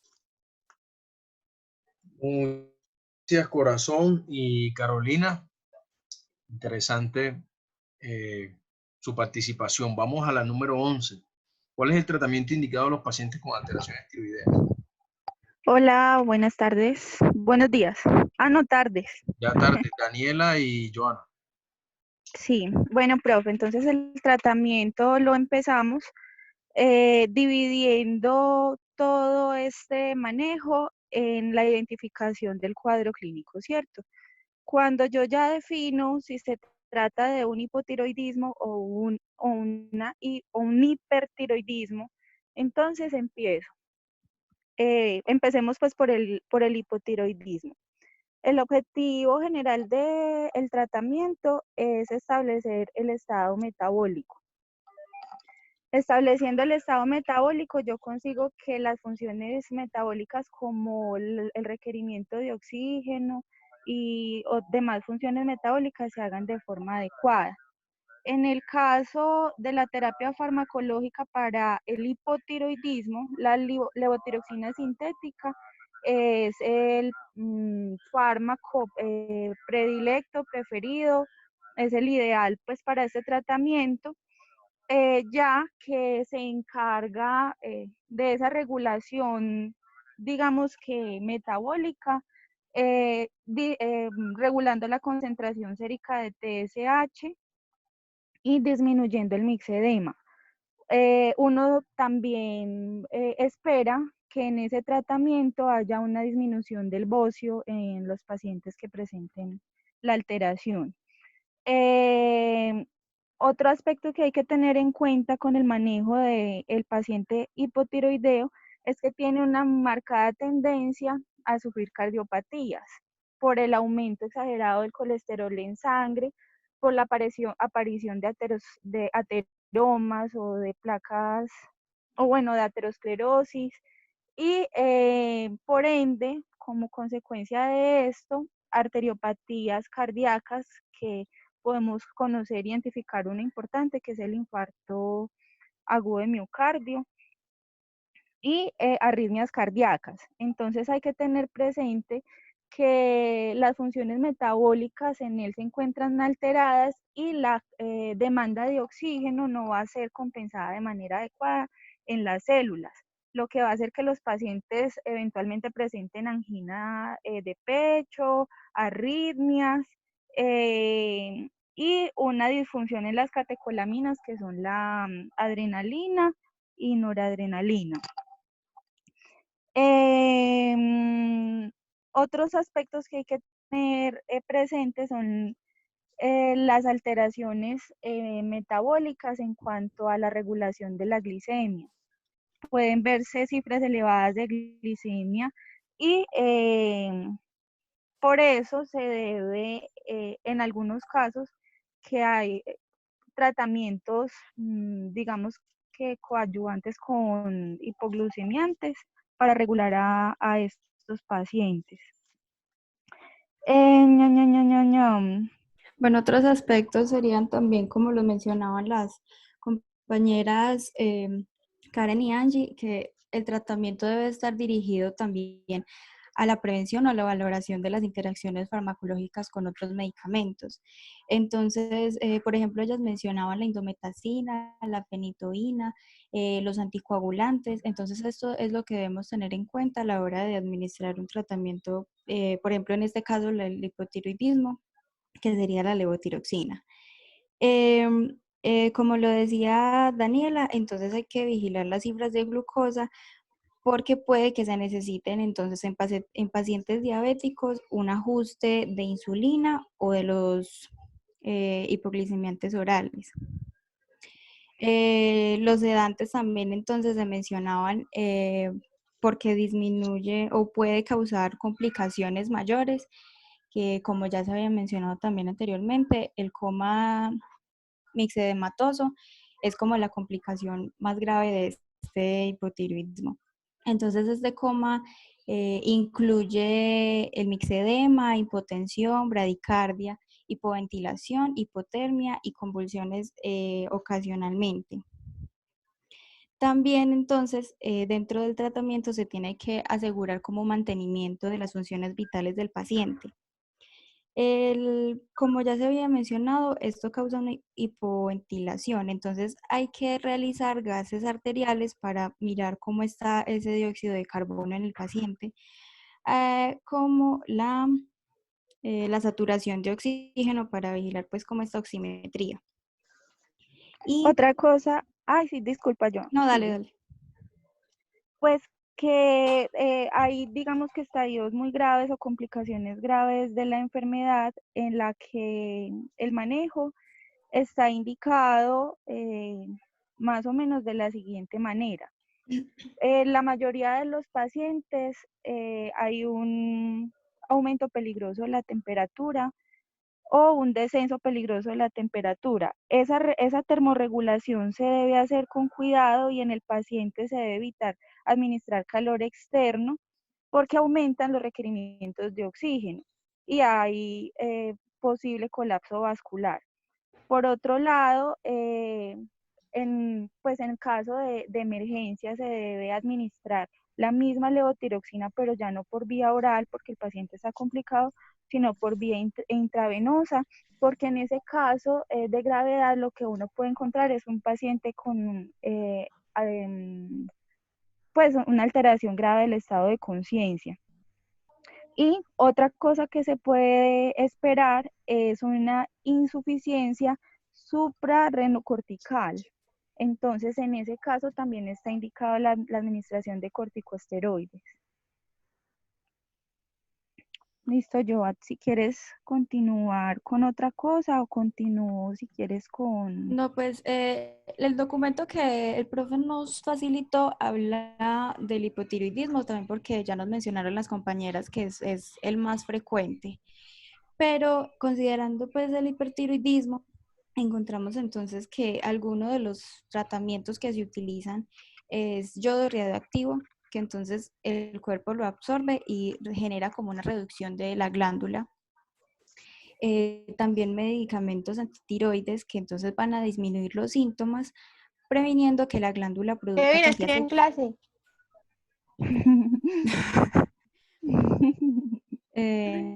Dianita, gracias. Entonces, esta así previene que la glándula produzca cantidades excesivas de las hormonas. Entre estos se encontraban entonces el metimazol y también mencionaban los beta bloqueadores que podrían mejorar los síntomas. Ya en caso de embarazo, como no se pueden administrar estos medicamentos, entonces se requería o se iba pues a la cirugía como una opción, que es la tiroidectomía, que entonces lo que se hace es quitar una parte de la glándula para así mejorar los síntomas y mejorar todo el estado del paciente. Joana, muchísimas gracias. Daniela, muchísimas gracias. Interesante resumen. Bueno, vamos a ir a la pregunta número 12. Y en la 12 se encuentra Verónica y Ana Marcela. Muéstrenos, por favor, el plan de cuidado que ustedes crearon.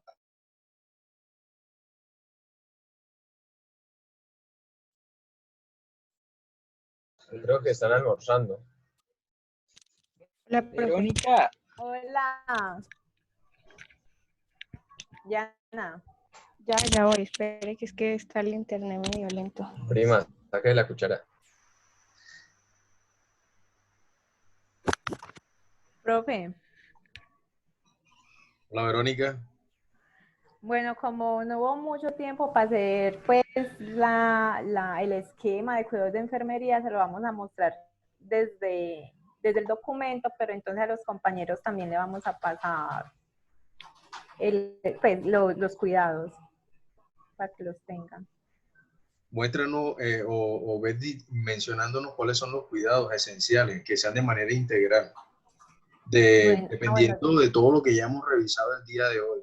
Nos dice si es un paciente con hipotiroidismo, hipertiroidismo, qué es lo que sucede ahí.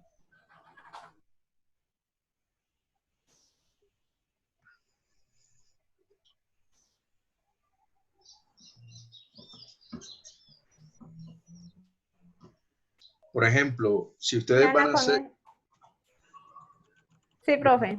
Adelante, adelante.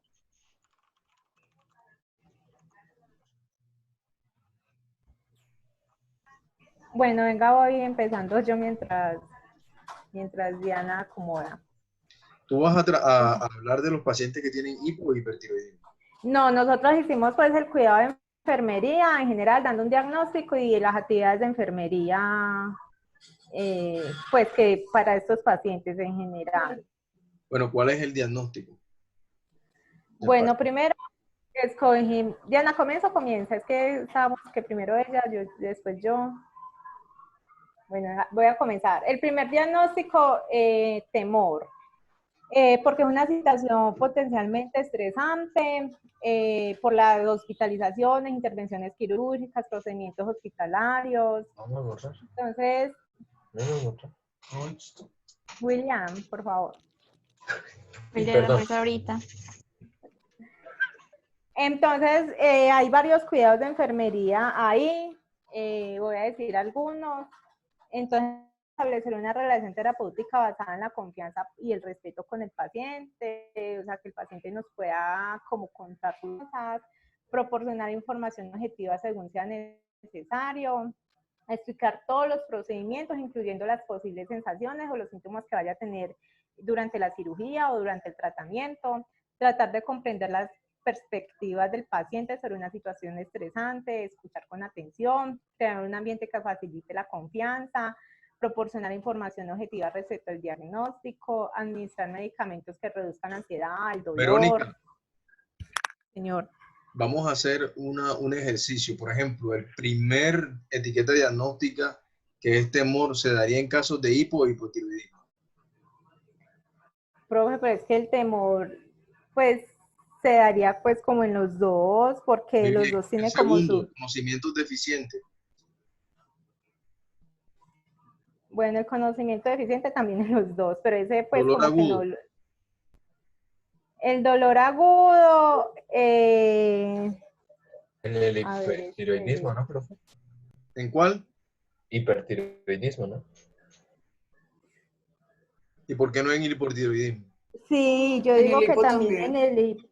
Ajá, porque el hipo, por ejemplo, hay enfermedades como la tiroiditis, eso puede causar dolor. El exotálamo es en dónde? En el hiper. En el hipo también. No, en Hipertiroidismo. el hiper. No, En el hiper. Hipertiroidismo. Yo digo que los dos, tanto el hipo como el hiper tiene como sus síntomas, sus signos, entonces yo digo que los dos pueden Por ejemplo, causar. riesgo de intolerancia a la actividad. El hipertiroidismo, bro. Riesgo de Sí, el intolerancia. hipertiroidismo tiene un Hiper. También puede ser en el hipotiroidismo. El hipotiroidismo.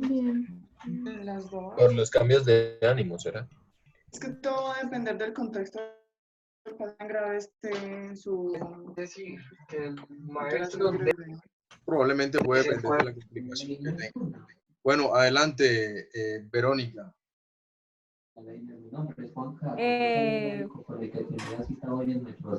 Kate.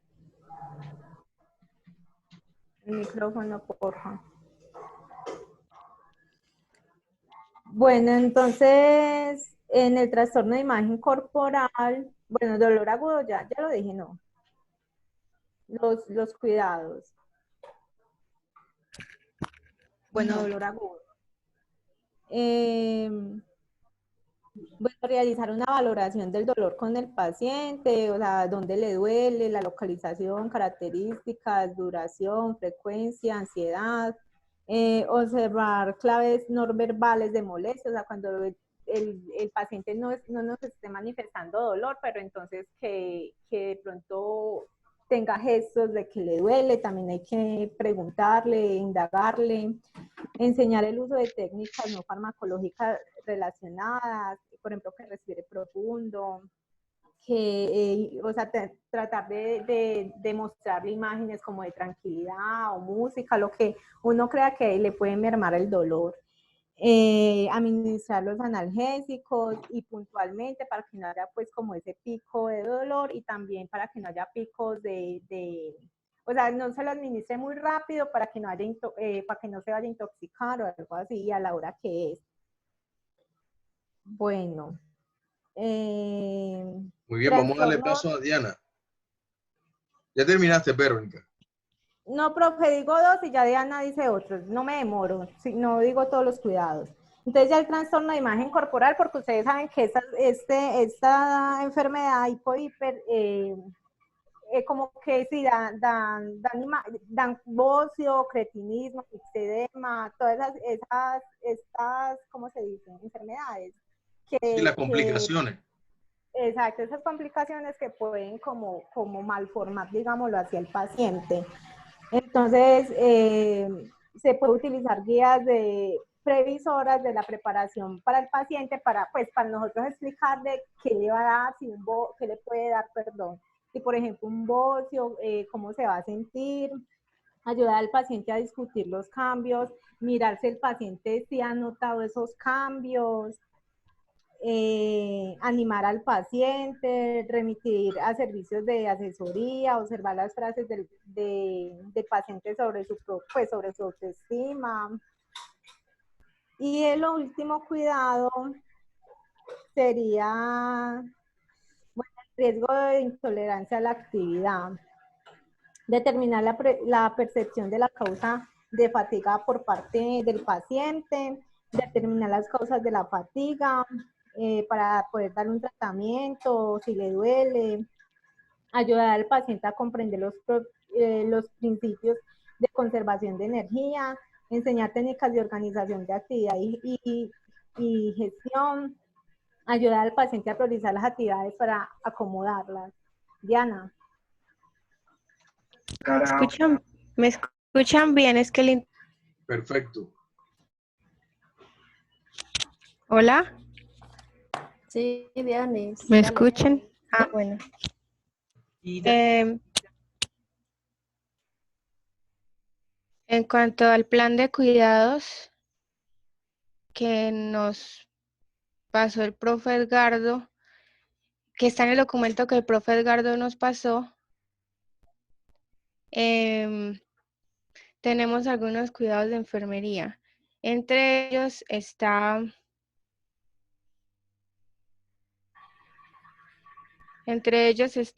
los siguientes, aquí les estoy compartiendo para que los leamos. Bueno, uno de ellos es intolerancia a la actividad, que era lo que nos comentaba Vero, que se puede dar en el hipotiroidismo porque ellos sufren de fatiga y pues les cuesta un poco lo que es la respiración. Entonces, en cuanto a las actividades de enfermería, sería comentar o llegar con ellos a un acuerdo para buscar esas actividades que puedan hacer sin generar mucho esfuerzo, que el ejercicio sea según tolerancia.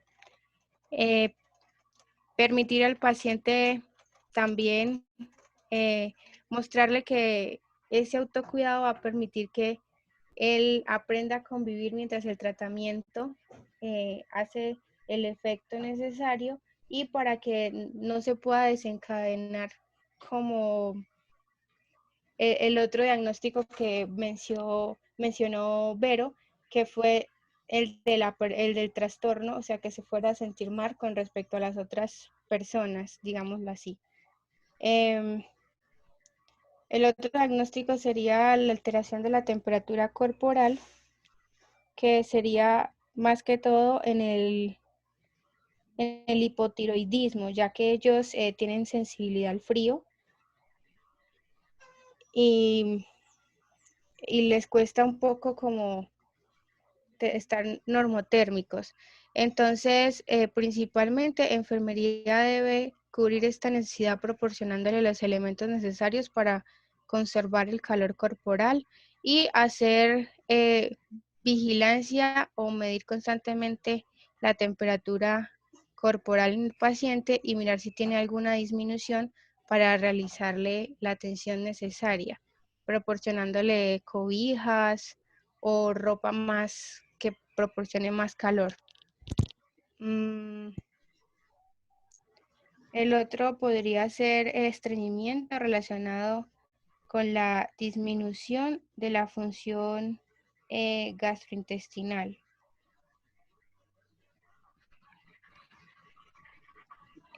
Para entonces podemos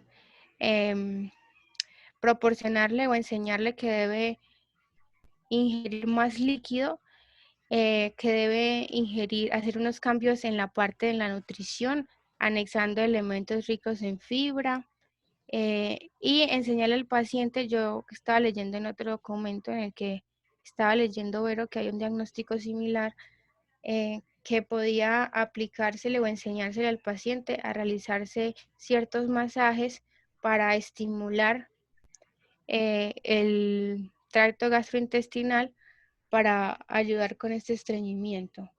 Y este va de la mano con el primero, que es enseñarle al paciente a hacer cierto tipo de ejercicios sin que vaya a causar demasiado esfuerzo, para que esto también ayude a la motilidad intestinal.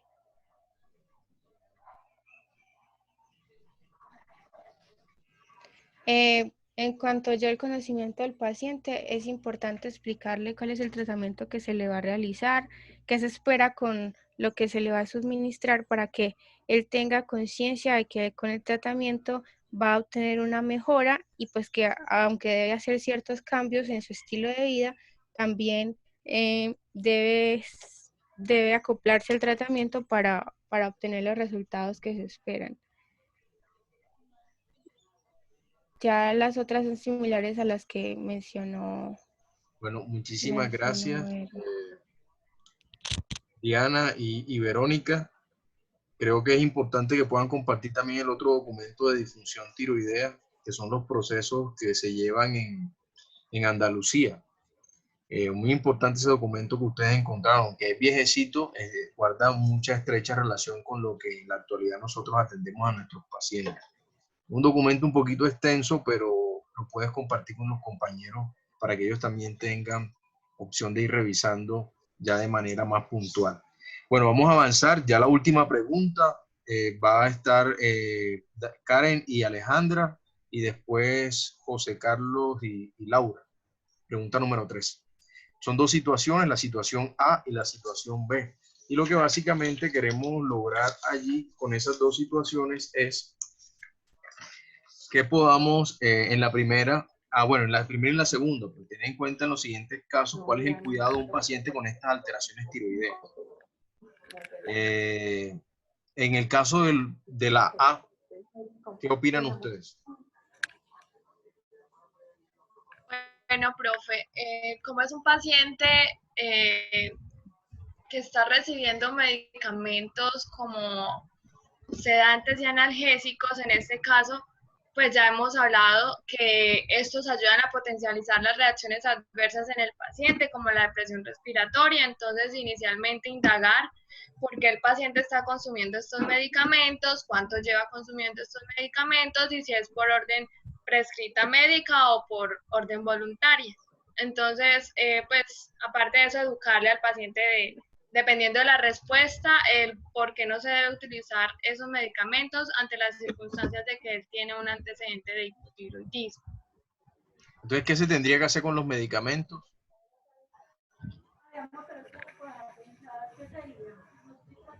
Hay que estar pendiente. ¿Qué se tendría que hacer con la dosis de los medicamentos tiroideos?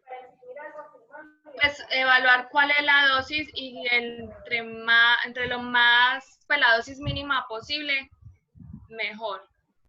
Revisar cómo puede ser ese desmonte de dosis, si se puede a la mitad o el 33%, como mencionaron algunas de sus compañeros. ¿Y qué visualizaron allí?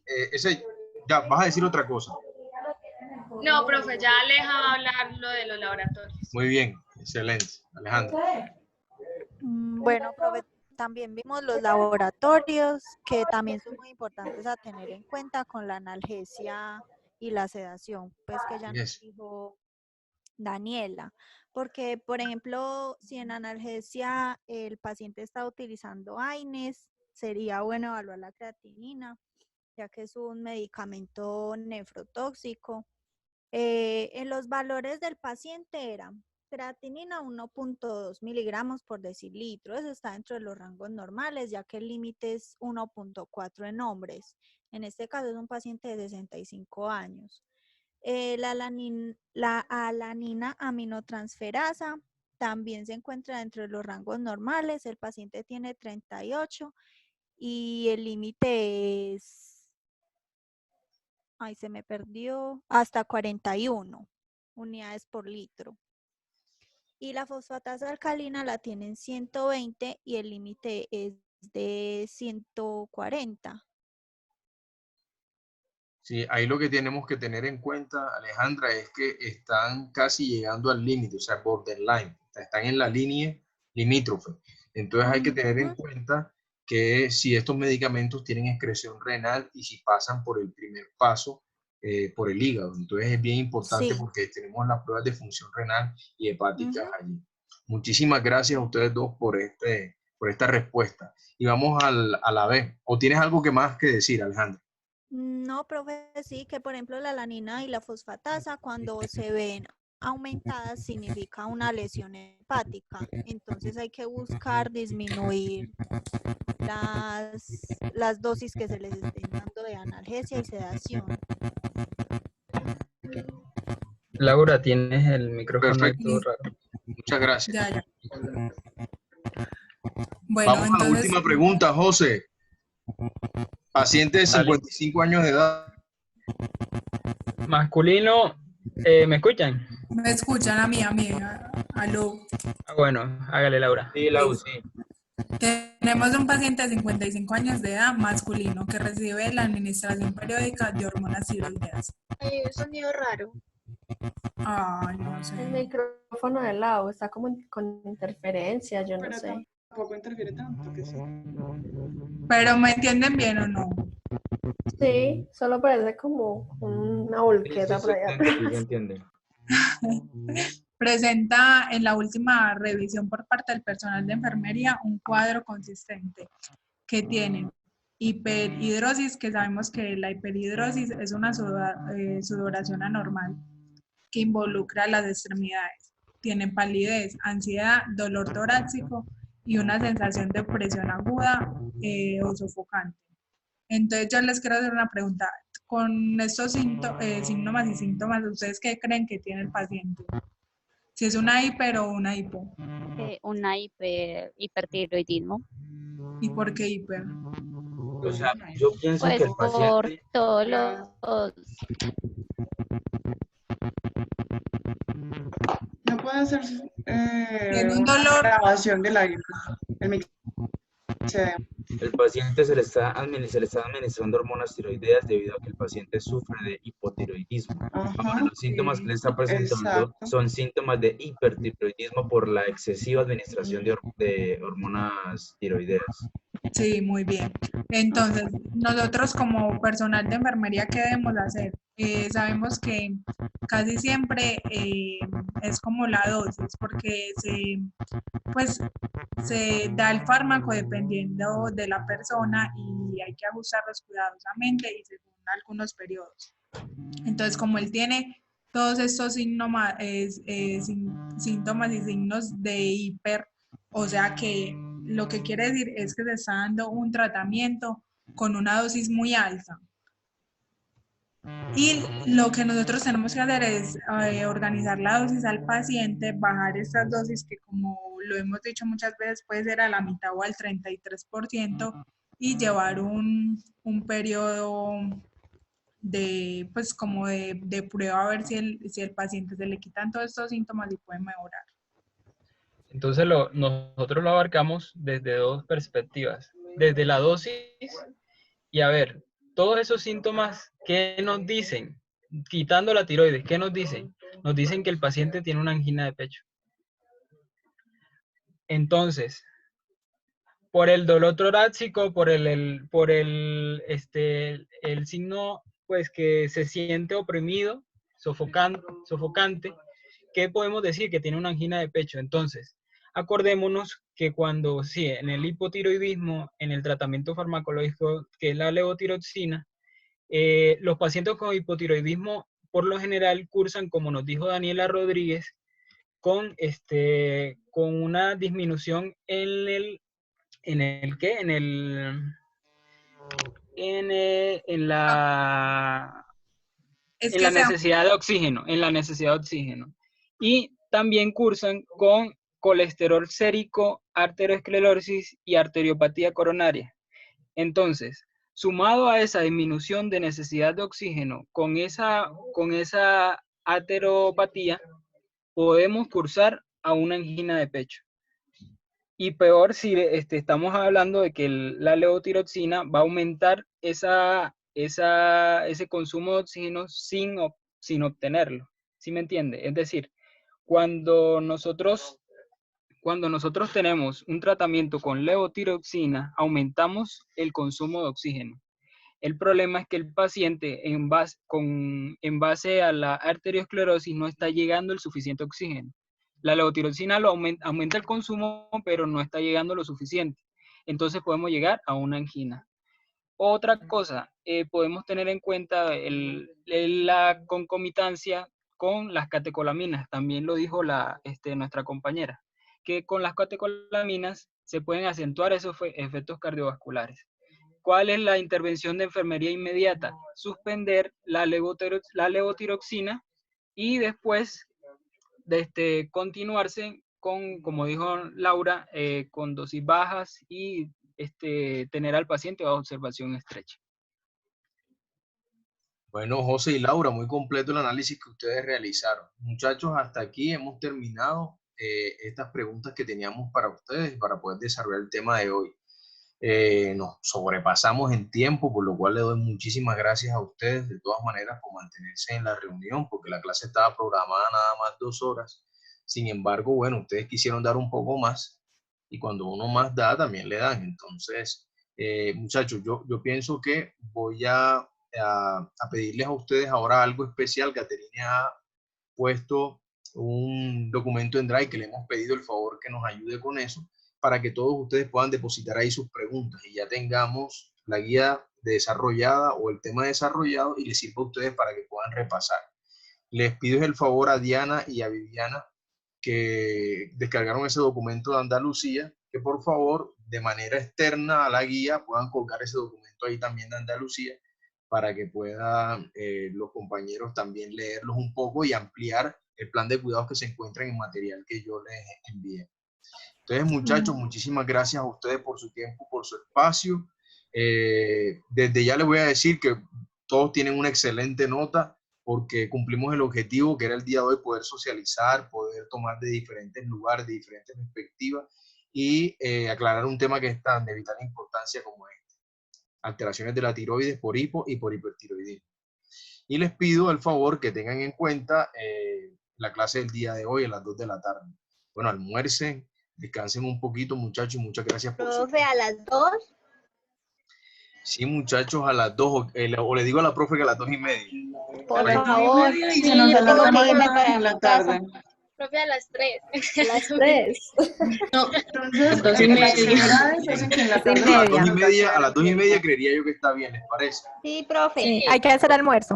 Eso, a las Tengo que 2:30. irme Bueno, para mi de casa. todas maneras, ustedes apagan ahí su cámara, si Picar la verdura. almorzando a esa hora para, pues, para que no se les alargue más el tiempo. Pero a las 2:30 le vamos a decir a la profe para que entre. Muchísimas gracias a todos ustedes. Le voy a poner un 5 a todos ustedes el día de hoy. Gracias, Nos vemos. profe. Gracias, profe. Gracias, profe. Feliz noche, Chao. compañeros. Gracias, profe. Chao. Chao. Chao. Gracias.